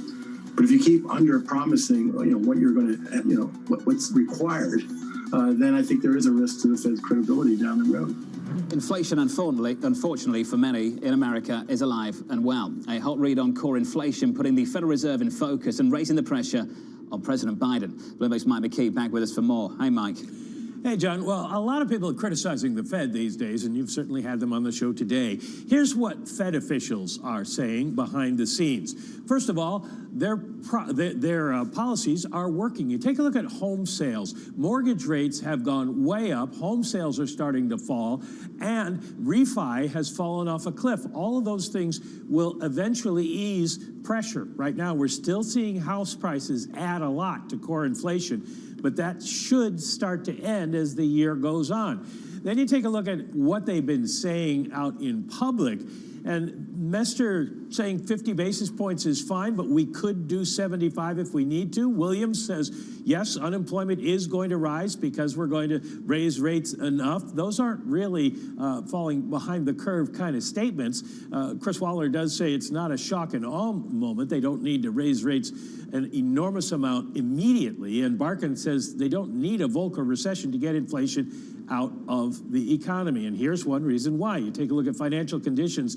And this was talked about earlier on the show, John. Financial conditions have tightened tremendously over the last couple of weeks. And you can see we're back to the kind of levels we hadn't seen since about 2018. So that should start to slow the economy going forward. And that's what the Fed thinks is going to happen. If it doesn't, they say they will move more quickly and they will raise rates higher. But right now, they don't think they need to panic. Mike McKee, thank you, sir. Just a fantastic job this week as well, Mike. Thank you very much for going over all the Fed speak this week. I was taught a long time ago from people much smarter than me that there's information in the data and information in how the market responds to that data.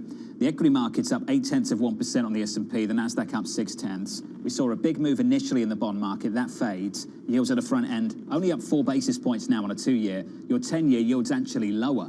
Now, for a third straight day, we're down by 2 basis points to 297. I want to get Damien Sassa of Bloomberg Intelligence into the conversation. Damien, can we start there? Not just with the data, but your interpretation of how the data is, how this market is responding to that data. Well, I guess we have to focus on the China inflation data, right? Because one would think that with CPI running higher than expected and factory gate prices running hotter than expected, that would sort of shred the PBOC's case for further easing, but that's not the case. I mean, most of the inflation uptick in China is due to the lockdown, and it's due to declining demand. I mean, basically, core CPI in China has fallen to a 10-month low, Jonathan. And even though factory gate prices did rise 8% year over year, they're decelerating on a sequential month-over-month basis. And remember, rate cycles are synchronous with realized inflation. And so for me, what this points to, and it gives fuel for the PBOC's case to perhaps reduce the medium-term lending facility by maybe 5 or 10 basis points at the end of this week to re-stimulate the economy because it's hurting so very badly. Damon, we used to talk about how China and the Chinese economy would export certain dynamics to the rest of the world. Do you get the feeling that is true to a lesser extent, to a greater extent, to the same extent? What's your read on that? Yeah, that's a very interesting point. I don't believe that China is exporting deflation or inflation to the rest of the world at this point. It's very idiosyncratic, and it's very specific just to the Chinese market. I mean, just this morning, Jonathan, we saw Malaysia, unexpected rate hike, 25 basis points, one of the few economies globally that had not moved on interest rates. Last week, we saw India hike unexpectedly by 40 basis points. So now, finally, these inflationary pressures are spilling over into the Asian region, finally. And what's amazing is that China just stands out amongst the rest of the world as the one economy where inflation's kind of coming in a bit, giving some fuel for additional stimulus. So you're absolutely right. Look, I mean, this is kind of a unique situation. I mean, just look at U.S.-China one-year swap spreads. They've turned negative. The last time we saw this was in 2019, Jonathan. It happened very, very briefly. Before that, you'd have to look pre-global financial crisis to see, U.S. one-year swap rates above that of China. And that's an unprecedented era. I mean, China's in a very different place today than it was prior to 2008. And so it's very difficult to kind of read into the data in terms of the contagion and the spillover abroad. One thing that China has engineered this year, or helped to engineer, is that move in the dollar. Contributed to it in a bigger way. Dollar strength. Is that good for the Fed, bad for the Fed? Is that a helping hand, Damien, from your perspective? Well, obviously, a rising dollar does, fuel inflationary pressures here in the U.S., or at least it should in theory. Look, I think it's more than just the PBOC. I think it's the ECB, which gave some color today in terms of the fact that, it is, in fact, looking to hike rates. It's BOJ policy divergence. There's a number of reasons why the dollar's rising, and I fear that quite a few of those themes have yet to be exhausted, Jonathan. So, yes, we do expect dollar strength ahead. Damien, thank you, buddy. As always, Damien Sasser there of Bloomberg Intelligence. Dario Perkins of TS Lombard in London, also fellow AC Milan fan, has this to say on Twitter. Everyone says the Fed is stuck as it tries to figure out how far to squeeze a booming economy. But what about Europe? No boom, higher inflation. And every time the Fed becomes more hawkish, the situation in Europe just gets worse. Rock, meet hard place. From New York, your trading diary next.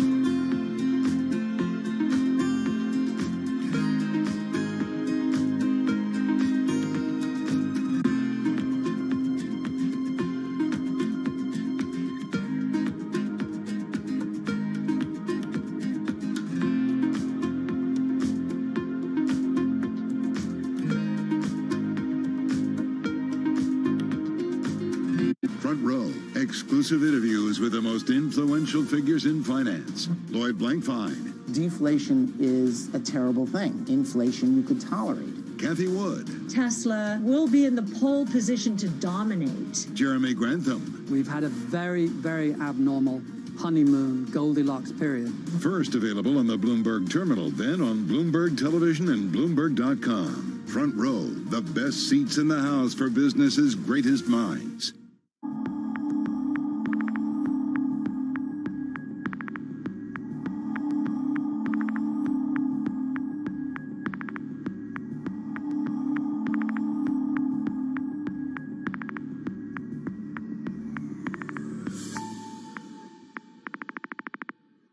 I think what we've seen during this period of time is that communicating via video is not a fad. We are using it in all aspects of our lives, for work, for learning, for communicating, for staying in touch.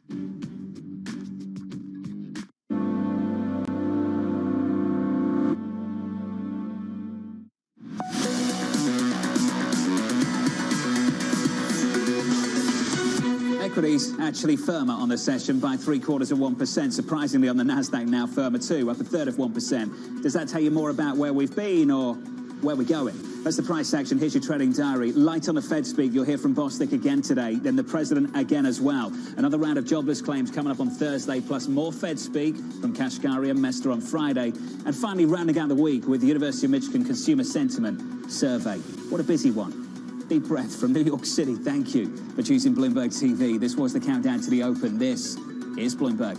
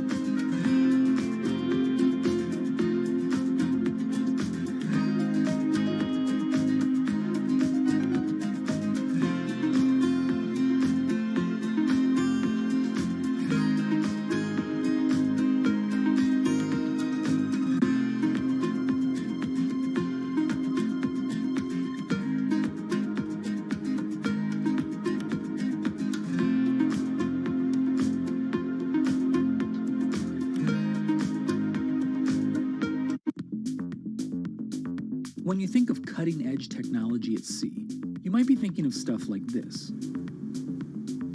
But there's an incoming revolution on the high seas that isn't quite as sexy, but could be significantly more impactful. Container shipping is the key component of global trade. About 80 or 90% of all the world's goods are transported at sea at some point. But there's a significant unseen cost to the modern era of global commerce. About 3% of all the world's CO2 emissions come from shipping. 3% may not sound like a lot, but that's roughly comparable to the entire CO2 output of Germany. Since reducing trade isn't a likely option, what about a technological improvement to help reduce the emissions from these well-stocked maritime behemoths?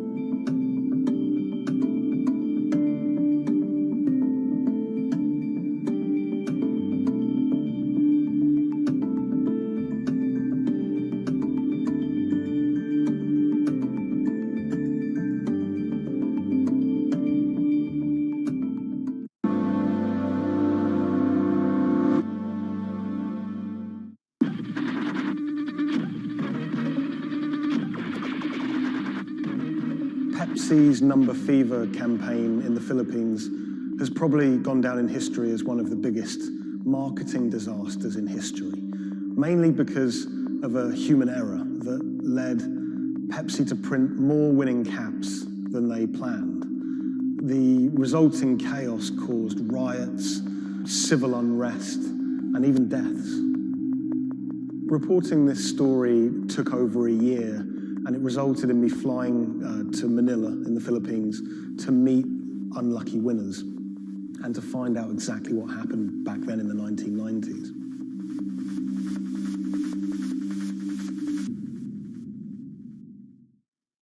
My name is Jeff Maish. I'm a journalist based in Los Angeles. I wrote the story for Bloomberg Business Week about Pepsi's Number Fever campaign. The Philippines is a really interesting country. It's made up of thousands of islands. And it's also a country that's very heavily influenced by America. American culture is everywhere you look in the Philippines. They're obsessed with Frank Sinatra music, for example. They love all things America, and that extends to their their love for soft drinks, Pepsi-Cola, Coca-Cola. In the 1990s, it was everywhere. Pepsi and Coca-Cola were embroiled in what is now known as the Cola Wars. It was a fierce battle for market dominance. Number Fever was already a really popular promotion. It had been rolled out in America to great success. And so Pepsi decided to roll it out internationally, particularly in Asia. They thought it was the answer to their problems. They thought it could finally help them beat their biggest competitor.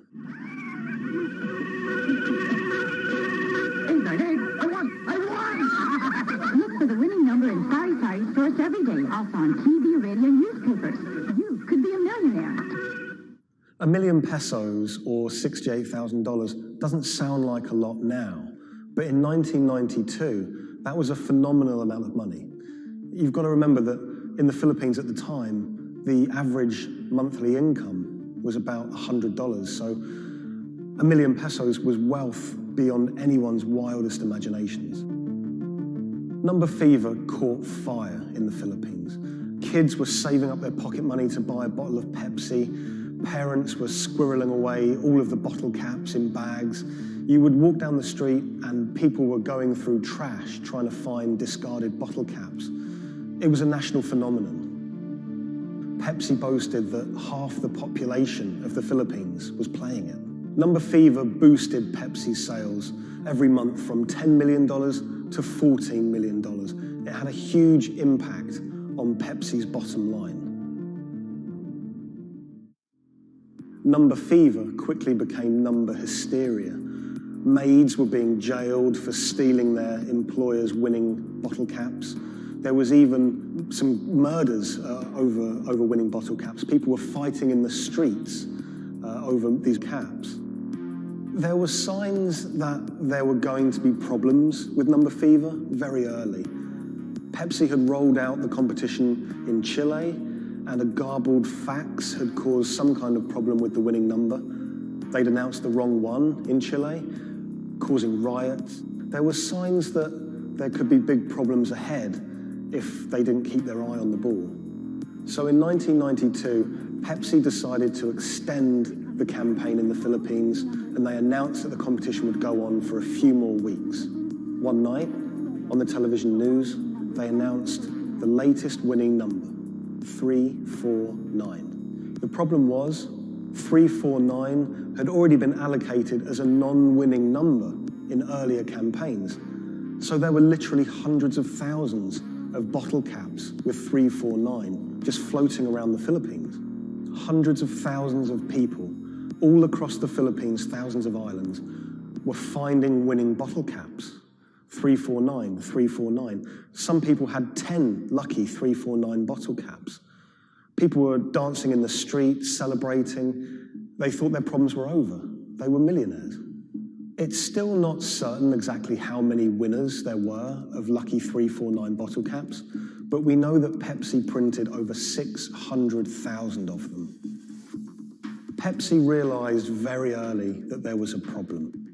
Hundreds of people started arriving at their bottling plants with their lucky bottle caps. They realized something was seriously wrong.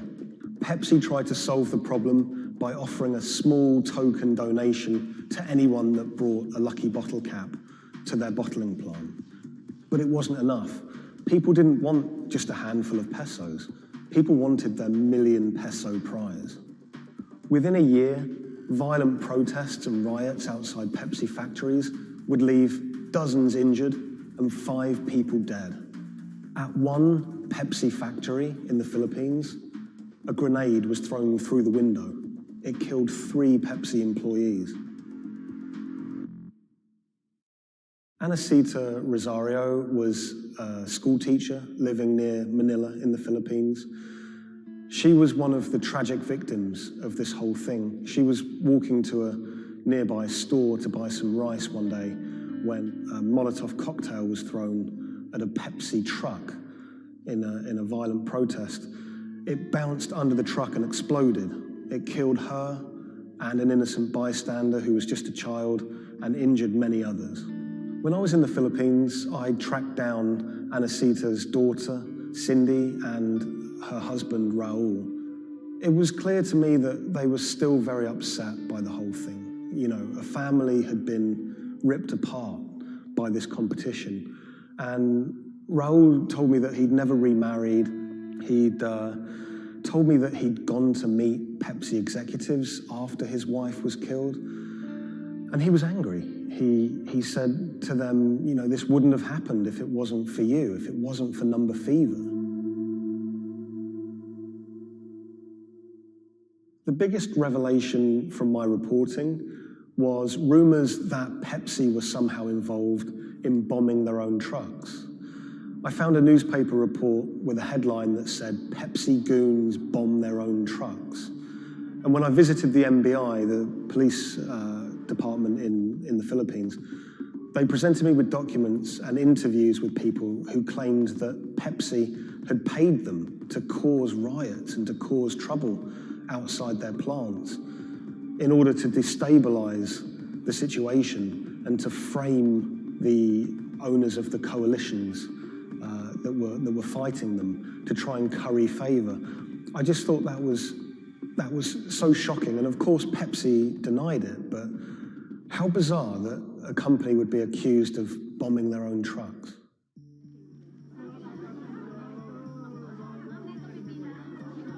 The contest had sparked so much anger in the Philippines because it landed at just this really weird time in the Philippines' history. It was during a crazy election that was racked with allegations of fraud. The Philippines was in a kind of love-hate relationship with America. They loved, obviously, the American aid and finances that was pouring into the country, but at the same time, they yearned for independence. They wanted to be their own country. Vicente Del Fierro was a local preacher living in Manila, and he hated the Number Fever campaign. Del Fierro thought Pepsi's Number Fever campaign was just one of the many ways that America was asserting its dominance over a third world country.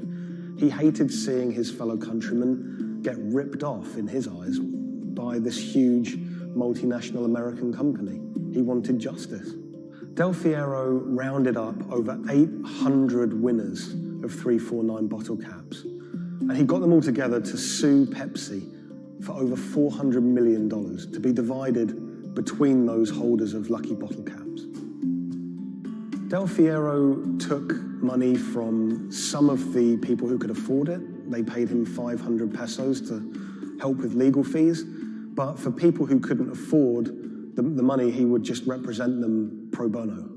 The alliance, they say, is to build up pressure on Pepsi. And so you see people marching in the streets. So we have mounted our own campaign, even in the U.S. He flew to America and he hired two consumer lawyers here in America to take on Pepsi. He had a meeting at Pepsi's headquarters to try and resolve the problem, but he said he wanted to take it all the way to the highest courts in America. When those cases were heard in America, those courts decided that this was a problem that should be heard in the Philippines, not in America. Back in the Philippines, Del Fierro continued his case in the Filipino courts. At one stage, there were arrest warrants handed out for 9 Pepsi-Cola executives, which he saw as a big victory.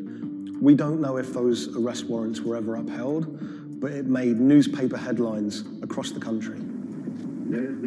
Pepsi did not take kindly to Del Fierro's campaign. They tried everything to shut him down. They sued him for libel. My father had to attend 3 times a month for a branch 145 and another hearing for the branch 113A, also 3 times a month. Also, there was a time my father was hospital due to heart failure. Still, he had to attend the 2 branch hearing. Otherwise, for not attending, the judge will issue warrant of arrest to my father. My father passed away January 13, 2010. After staying for almost 1 year in the hospital, he died of complication due to heart failure. After the death of my father, I was inspired to do the website. PepsiCo will be remembered for what they did to the consumer in the Philippines and to my father. When I reached out to Pepsi for comment for this story, they claimed that they didn't have access to anyone who was working at Pepsi that was around in those days. They also said that during COVID-19, they didn't have access to their documents about this, but they were very careful to say that they were sorry for everything that happened, and we do know that Pepsi did try everything to try and make this right. The Pepsi number fever disaster cost the company millions. We know that they paid up to $10 million in those goodwill payments, but the financial effect could be much greater. After the disaster, we know that Pepsi sales dipped. They were overtaken by Coca-Cola again. Pepsi's number fever disaster changed the legacy of that soft drink in the Philippines forever. Some people of a certain age won't touch it. For many people, Pepsi is a taboo word. A lot of the people that I spoke to were still quite traumatized by their experience, by that experience of winning $1 million pesos, losing it, and then returning to their normal life in poverty in Manila.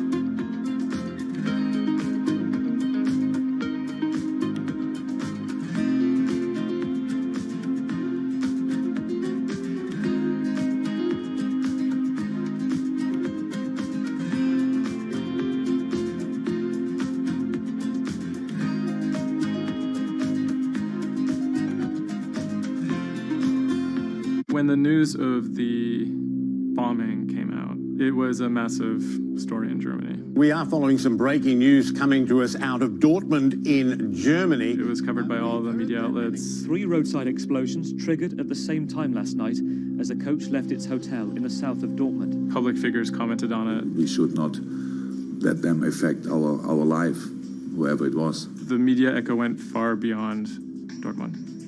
I think it was front page news in every single big paper around Europe. Everyone thought of like a terrorist attack, and people were scared that throughout the city in Dortmund there was more attacks to be happening. Unbeknownst to investigators, just after the bomb went off and the players of the team were shell-shocked, the person who had masterminded the attack was actually sitting in the hotel eating steak and sweet potatoes.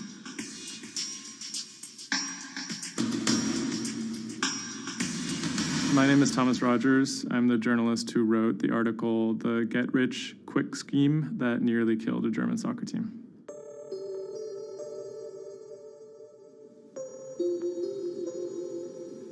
Dortmund is a mid-sized city in the western part of Germany in a state called North Rhine-Westphalia. And it's a former industrial city that's kind of fallen on hard times in the last few decades. It was severely bombed in the war, so the center of the city is quite stark. Some of the few high points include its soccer team. My name is Ike Henning. I'm a reporter with Bloomberg News, and I'm a great fan of Borussia Dortmund. Dortmund fans are super loyal. On all match days, the entire city is in black and yellow. It's like a religion. I think more than most German cities, soccer does play a very large role in the identity of Dortmund. In October of 2000, the BVB became the first team in the Bundesliga to actually go public. Salaries for soccer players in the Bundesliga have gone up very dramatically. With such high prices, they thought that by going public, they would be able to compete better with big teams like Bayern Munich. Unfortunately, that didn't go too well. Dortmund bought too many expensive players, high wages, and the club almost went bust in 2005. the price of their shares, it has sometimes gone up, but mostly gone down since they made that decision.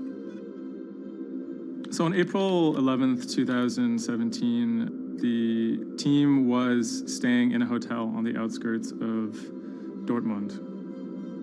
Match days are always special in Dortmund. Everyone is looking forward to it. The team always meets in the same hotel ahead of matches. They stayed in this hotel in order to have a kind of neutral space before games so that they could concentrate, be sort of isolated from distractions, things like that. Everyone was pretty optimistic. They had a chance to go really far, maybe into the finals. I was in the office and getting ready for match day. I was going to meet with a friend, a fellow Dortmund supporter, in a pub. As always, the fans are very excited about matches. On that day, they were heading to play in the quarterfinal against AS Monaco at Signal Iduna Stadium, which is in the center of Dortmund.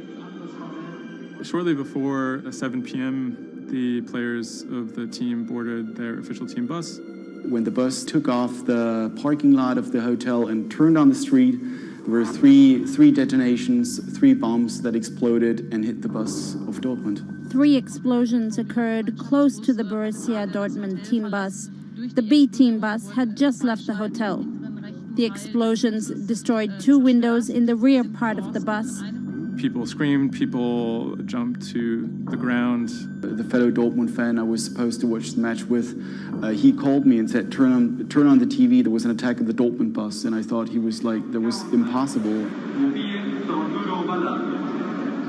Some of the players screamed at the driver to keep driving as fast as possible because they were worried that people might storm the bus. German investigators say the explosive devices used in the attack on the Borussia Dortmund bus contained metal pins, and that one had pierced a seat headrest. Unbeknownst to the team members, the actual mastermind behind the attack was, as they were disembarking the bus, was actually eating steak and sweet potatoes at the hotel they had just left. Authorities are attempting to verify a letter left at the scene claiming jihadists were behind the attack. Because there had been a series of attacks by Islamic terrorists in Germany and Europe, there was widespread suspicion in the media that this was another Islamic terror attack. 3 letters were found at the site of the bombing that took credit for the attack on behalf of Islamic State. There were, however, reasons to doubt this particular narrative. Would actually be a surprise if ISIS were actually part of this attack. Possibly could be employed by other groups like the far right wing to try and shift the blame. The letters had some strange qualities. They were written in a strange German that used big, sophisticated words, but had basic grammar mistakes, as if someone was native German speaker, but pretending to be a foreign person. Federal investigators have detained 1 man suspected of links to Islamist terrorism, one of 2 suspects whose apartments were raided this morning. Shortly after the bombing, a man in Austria named Rudolf, who was a big BVB fan, he noticed that something strange was going on the stock market related to the team's shares. He emailed the lawyers of BVB, who then forwarded that email on to investigators. The email stated that someone had bought 60,000 BVB put options, a wager that the value of the shares of the team would fall below a certain amount at a certain date. Why would someone buy that ahead of a match and then 3 bombs go off? Something isn't right here. For the person to make money off of that, it required the stock to go down quite a bit in a fairly short period of time. And it wouldn't just be the team losing a match, it would require something much bigger than that. There was another big red flag about this purchase, which is the fact that it had actually been made, number one, on the day of the bombing, but also from an IP address that had been traced to the actual hotel where the bombing had taken place. When 3 explosions targeted the bus carrying the Borussia Dortmund footballers on April the 11th, written notes left at the scene claimed the attack was the work of ISIL. The truth, as is now alleged, is remarkable. On April 21st, the police arrested a man in a southern German city called Tübingen. He was on his way to work, and his name was Sergei Benegold. He seemed like an unlikely suspect because he had no known connections to the Islamic terror world. He didn't seem like a far-right extremist. He didn't seem like a left-wing extremist either. He seemed to be a completely unremarkable young man. A 28-year-old German-Russian man, named only as Sergei W., stayed in the same hotel as the players on the night before the bombing. He specifically requested an upper room overlooking the bushes where the explosive devices were hidden. The media dissected why he would do that, what was his past. He had been inspired by the 2015 terror attack in Paris. And he noticed that in the aftermath of the attack, the stocks of French companies went down. And he believed that if an attack took place that was directed at a specific company, that the decrease in stock price for that company would be even more dramatic. It never occurred to anyone that someone would do that out of greed. We now know that the suspect bought 3 different derivatives on the Borussia Dortmund shares. With all these derivatives, he bet on falling shares. The suspect bought the majority of these financial products on the 11th of April, the day of the attack. If the plot had been completely successful and the stock had reached a value of 0, Benegold would have made up to 570,000 euros, or the equivalent of about $608,000. Ultimately, the plan completely backfired. The attacker, Sergei Benegold, didn't make any money. In fact, he lost money. In court, he would be extremely quiet. He usually kept his hands clasped together. One of the lawyers actually commented that he had never seen a defendant act so calmly. Benegold had served some time in the German military. From that information and from online research, he was able to figure out how to assemble remote detonated bombs that would do what he hoped to do. There were a few days of extremely emotional testimony, including the soccer players who described doubting whether or not they could ever play another game again. It brought everything back up, and it didn't quite help them to kind of process what was going on. Throughout it all, he sat there completely silent. The big mystery that was swirling around the trial was the question of why. He may have simply done it because he wanted to impress a woman.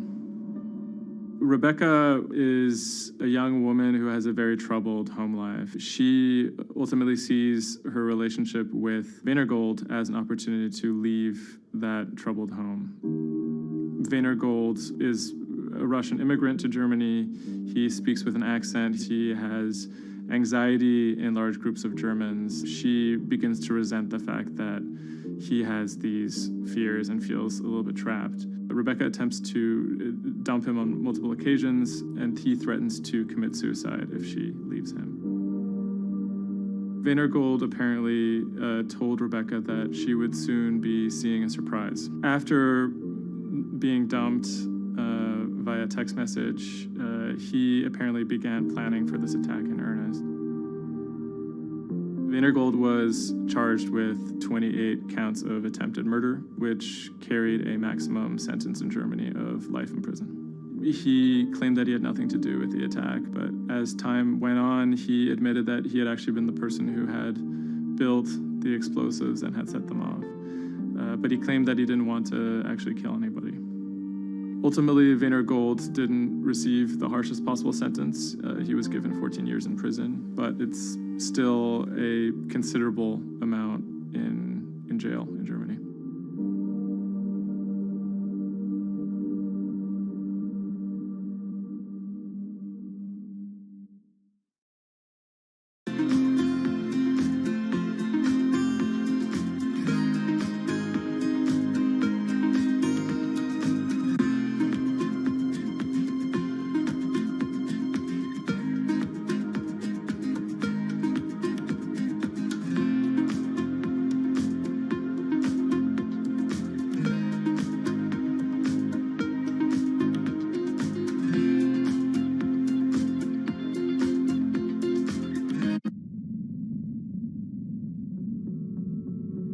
The threat of an asteroid hitting Earth is very real.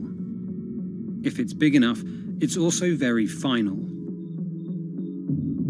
These are very, very infrequent events. The probability is not zero, though. A blinding flash of light streaking across the sky.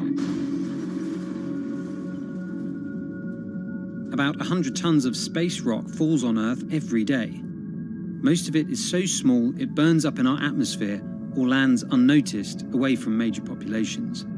No human in the past 1,000 years is known to have been killed by a meteorite, and according to NASA, no large object is likely to strike the Earth any time in the next several hundred years.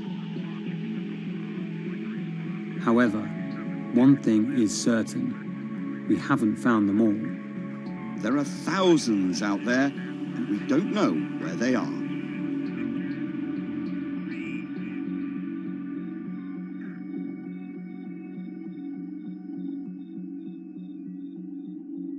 There are a lot of asteroids in our solar system. They number in the billions. Scientists all over the world are working toward detecting and deflecting the most catastrophic of natural disasters. The race is on to find as many of these objects as we can. We have a way of calculating whether or not an asteroid is potentially dangerous or not. I mean, I think it's something worth investing in. It's our existence at stake, right?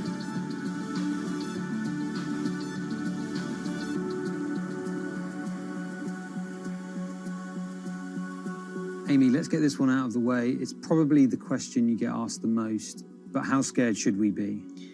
Asteroids and comets are a natural hazard that's out there like a lot of other natural hazards. These are very, very infrequent events, these collision events, where an object actually impacts the Earth. The most important thing that we need to know about asteroids is when the next impact is going to happen and how bad it will be. What we know is that an object that's about, say, a kilometer across is capable of causing very, very wide devastation across the planet, really, truly global devastation.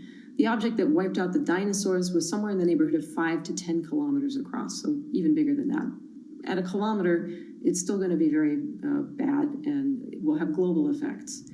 For objects that are capable of causing what I would call sort of regional damage, kind of a large major metropolitan area, a city and its surrounding environment, sort of around 100-ish meters. It depends on the details of the composition and so forth. By the 1980s, NASA was cataloguing near-Earth objects. In 1994, stargazers watched as comet Shoemaker-Levy 9 hit Jupiter. The resulting zone of chaos was estimated to be as large as the Earth, and the event became a turning point in the search for asteroids and comets in our solar system. In 1998, Congress tasked NASA with finding 90% of asteroids and comets 1 kilometer wide or larger. Soon after, Hollywood blockbusters Armageddon and Deep Impact brought attention and fear to the masses. The great news is that the vast majority, more than 90% of all the really large 1 kilometer near-Earth objects have been found. The challenge now is working down to these smaller sizes that are still quite capable of causing a lot of damage, but they're just harder to spot because they're fainter, they're smaller. Can you give us a sense of how many are out there in our solar system? We know that there are a lot of asteroids in our solar system. They number in the billions. Most of them, however, are between Mars and Jupiter in what we call the main asteroid belt. This is a region of space where most of the asteroids in the inner part of our solar system live, and they stay there for many billions of years. There is another population, though, that kind of leaks inward and gets into the region somewhat close to the Earth, and we call these near-Earth objects. We think that there are millions and millions of near-Earth objects that are out there in the total population. As of today, we know of sort of around 20, 25,000, something like that. When we first spot an object, we really know very little about it. We just see something moving across the sky. So all you get is just sort of a handful of snapshots, just enough to be able to tell that this isn't an asteroid that we've already seen before. And then once we can calculate the distance to it, we can now start to make predictions about its true size. Is it large or is it small? So we have a lot of information that we have to get pretty quickly to really understand what's going on. Finding asteroids is just one piece of the puzzle. Planetary scientists are extremely skilled in determining the orbits and speeds of asteroids based on relatively small amounts of data. NASA runs simulations of the trajectories asteroids could take, which is useful but time-consuming. A team of scientists in the Netherlands have found a way that could buy us more time. Our method is very quick. So you can very quickly get an assessment of whether or not the object is dangerous or not. If you look at the classical way of determining the danger of an asteroid, it may take days of computing time on very big machines to determine this hazardousness. The current problem is that there's just too many asteroids out there to spend a huge amount of computational power on all of them. So the neural network allows us to focus on what really could go and pose a hazard to Earth.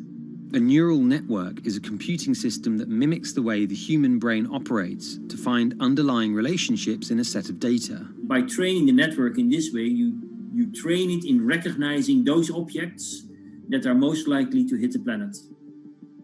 And once it's trained, you can apply this network to all the unknown asteroids. And then you can make a selection and saying, hey, these are the ones which appear to be having orbits similar to the ones which we know are hitting the planet. That doesn't mean that they do, but it only means that they look very similar to the ones we know they do. What else did you find? Should we be particularly concerned about anything?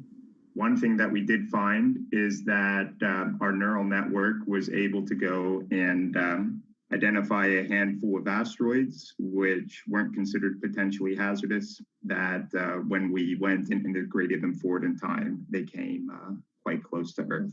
We find a handful which were not detected before or not considered being dangerous before, and we think they are potentially dangerous. It's very hard to simulate kind of going forward in time an asteroid that's going to hit Earth because, well, the Earth is really small. And space is really big, and then you have to have very exact parameters to shoot an asteroid that goes and hits exactly Earth. And then Simon had the ingenious idea of not even trying to do that and just launching the asteroids from Earth's surface and integrating backwards in time. It's very hard to make it hit. So you need a lot of calculations which all end up in nothing. And the idea was then let's not do that. This is basically what NASA is doing. NASA is taking an asteroid, making multiple copies of them, shooting them all forwards in time, calculating their orbits, and then see what fraction sort of gets close to Earth. Not even hitting Earth, but getting close to Earth. And that they call it a potential impactor. So you calculate the solar system forwards in time for, let's say, 1,000 years. And then you launch asteroids from the surface as if you go forwards in time, would fall on the surface. You calculate them backwards to today, and then you get your orbital parameters of today's asteroids, which you know will land on the planet. And those you can use as known impactors and compare with all the other asteroids in the solar system. Can simulations and AI, can those things fill in the gaps where perhaps telescopes and other imaging tools can't? Absolutely. Since the observations get more complex, the physics gets more complex. And if the physics get more complex, the mathematics becomes more complex. And at some point, you can't solve your problems analytically anymore. And then this is where the computer comes in. Now we have this trained neural network. We have a way of calculating in a fraction of a second whether or not an asteroid is potentially dangerous or not, and therefore deserves more attention or more time to spend on for really finding out if it is dangerous. When it comes to hunting asteroids, time is critical. What we can do about a potentially hazardous object depends a great deal on what we know about it and how much time we have before the encounter. We'd really like to find them when they're decades away, because the more time you have, the more options you have, and the less energy it takes to move an object aside. It also means we might not have to resort to launching a nuclear warhead at an asteroid. Until recently, pretty much our only choice. That's an option of last resort, in my opinion, yes. We have lots of options available. You can just simply bump into the object and just nudge it out of the way. That's one possibility, and that's kind of, in a way, sort of the simplest thing to think about, just nudging it off its path a little bit with, a massive object, a spacecraft, let's say. It's just kind of like bowling, if you will. If you have a long time or a long stretch of runway in the lane, just a very small twist on the bowling ball will make a big change in where it ultimately ends up. Another option would be something where you take a very big, massive spacecraft and you park it next to the object and you use the force of gravity as a towing rig. That takes longer, though, and you need to be able to send a pretty massive spacecraft, and it obviously depends a lot on how big the asteroid is. Other options start to get more and more complicated, and they range from painting one side of the object a white color and painting the other side dark, and then letting the pressure of light sort of perturb its orbit. In a departure from the lab and computer simulations, NASA has real plans to rehearse kinetic impact deflection. In 2021, the agency will launch DART, the Double Asteroid Redirection Test mission, which will intercept a 160-meter asteroid in 2022. Better to practice now before we have to deal with an actual threat. In the meantime, discovering asteroids is our best bet. Thousands of scientists and amateur astronomers around the world make up an informal network that survey the heavens. But that may not be enough. NASA wants more resources to map our solar system and better technology. We need to ramp up our network of sensors, and also we need to just continue to strengthen our network of international observers so that we can get follow-up, because we find these objects when they're distributed all over the night sky. Once we get more observations, we get better data, we can make better predictions. If you look at the big impactors we have had in the last, let's say, 20 years, or maybe 30 years, or 50 years, most of them we haven't seen coming. So the danger, the real danger, I think, comes from the objects we don't know about, and not from the objects we do know about. This particular natural disaster, like a lot of natural disasters and like climate change, is a problem of the global commons. So the thing that we risk collectively is that it sort of then becomes nobody's problem, and nobody takes ownership over it. The asteroids are all over the sky. They just truly cross boundaries and borders with a second's notice. I kind of imagine in the future, maybe lots of small satellites around the Earth that are always going and looking outward. I mean, I think it's something worth investing in. It's our existence at stake, right?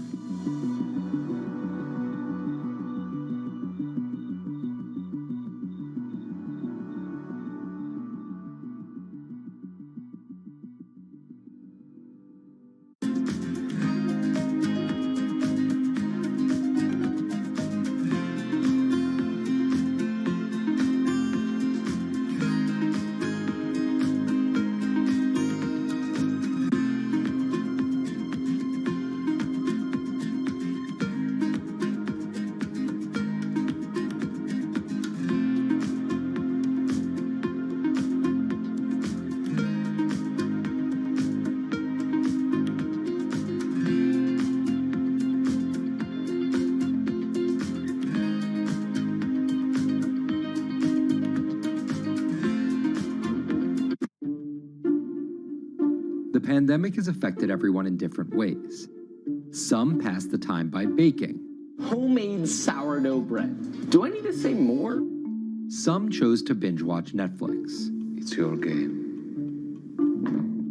Or maybe you started a garden oasis in your backyard. Next, I'm going to put my lettuces in. But for millions of others, I'm going to be posting stocks that will boom.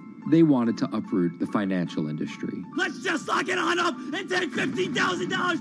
Here's a stock that can change your life. I see a stock going up and I buy it, and I just watch it until it stops going up, and then I sell it. I have gained over $3 million. I want some free money. I don't think you can overstate the online communities or social media's influence on financial markets. A large group of inexperienced investors who discuss their plans on social media platform Reddit have shaken up the stock market in a big way. The stock that everybody's talking about right now is GameStop. Video game retailer GameStop is set to continue their head-spinning ascent today. The revolutionaries on Reddit are spanking Wall Street's ass. The more these stocks go up, the more the big guys are getting creamed and losing billions of dollars. This isn't a wealthy person's game anymore. Anyone can play it. I took up a little bit of a new hobby, and I'm interested in day trading. As an investor nowadays, you don't have to look a specific way. You don't have to wear specific clothes. You don't have to be doing it from a trading floor on Wall Street in like a high-rise building in downtown Manhattan. The narrative of what's driving the markets is no longer being held in secret offices in New York and Boston of privileged people talking to other privileged people. It's right out in the open. It's on Twitter. It's on Reddit. From brokerage apps to Discord channels and subreddits to TikTok finfluencers, one of the last holdouts in the world of disruption, finance is next in line.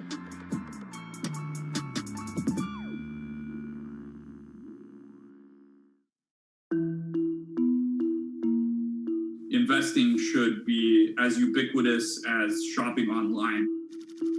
That's Vlad Tenev, the CEO of Robinhood, the online brokerage app, talking about how he wants his app to disrupt the world of stock trading like Amazon disrupted the world of home shopping. And I think that speaks to exactly the mission that a platform like Robinhood has, which is to democratize investing. Robinhood was started in 2013 by Vlad Tenev and Baiju Bhatt in, where else, Silicon Valley, as an alternative to the big brokerages, but with one big difference. As they were building the social network around finances for people, they realized that there was a gap in the market and that free trading could become something that they could bring to the markets, they could disrupt the industry. While no-fee trading is industry standard today, it was unheard of when it was first introduced. The online brokerage industry was really innovative when they came on the scene 10, 15 years ago, but they kind of stopped innovating where you haven't seen those commissions come down beyond $5 or $6 or $7. Robinhood think that by offering zero commission that they're going to push people onto this platform. And on top of no-fee trading, the customers Robinhood was courting have been long overlooked in the world of finance. So the typical customer of a Charles Schwab, for example, is putting a lot more money in that brokerage account than the typical customer at Robinhood. Even today, with all of its popularity, the median account size is about $240. There's Fidelities and the Schwabs and the E-Trades of the world. They look down their nose at those kind of accounts. I don't want a $1,000 account. They're just a headache. I want a $100,000 account. And this is key here, right? Because the thing about Robinhood that's different than every other single brokerage platform is how easy it is to use. The design of the Robinhood app really has in mind a user who might be coming at this absolutely cold. The fonts are very well sized, the shapes, the colors, all of that is something that the founders of Robinhood paid really close attention to. And by creating an interface that catered to a newer investor, they were able to gather a pretty healthy group of customers. And by 2019, they had about 10 million customers. Those 10 million customers were a huge success story for Robinhood, but no one could have predicted its explosion after the arrival of COVID-19. Remain indoors to the greatest extent, and 100% of the non-essential workforce must stay home. What we saw when the pandemic hit was the growth of Robinhood users absolutely turbocharged. And oddly, you saw this surge in interest in stock trading. Then they saw the absolute surge in 2020 in customer growth. And now, by many accounts, they have more than 20 million customers, which is pretty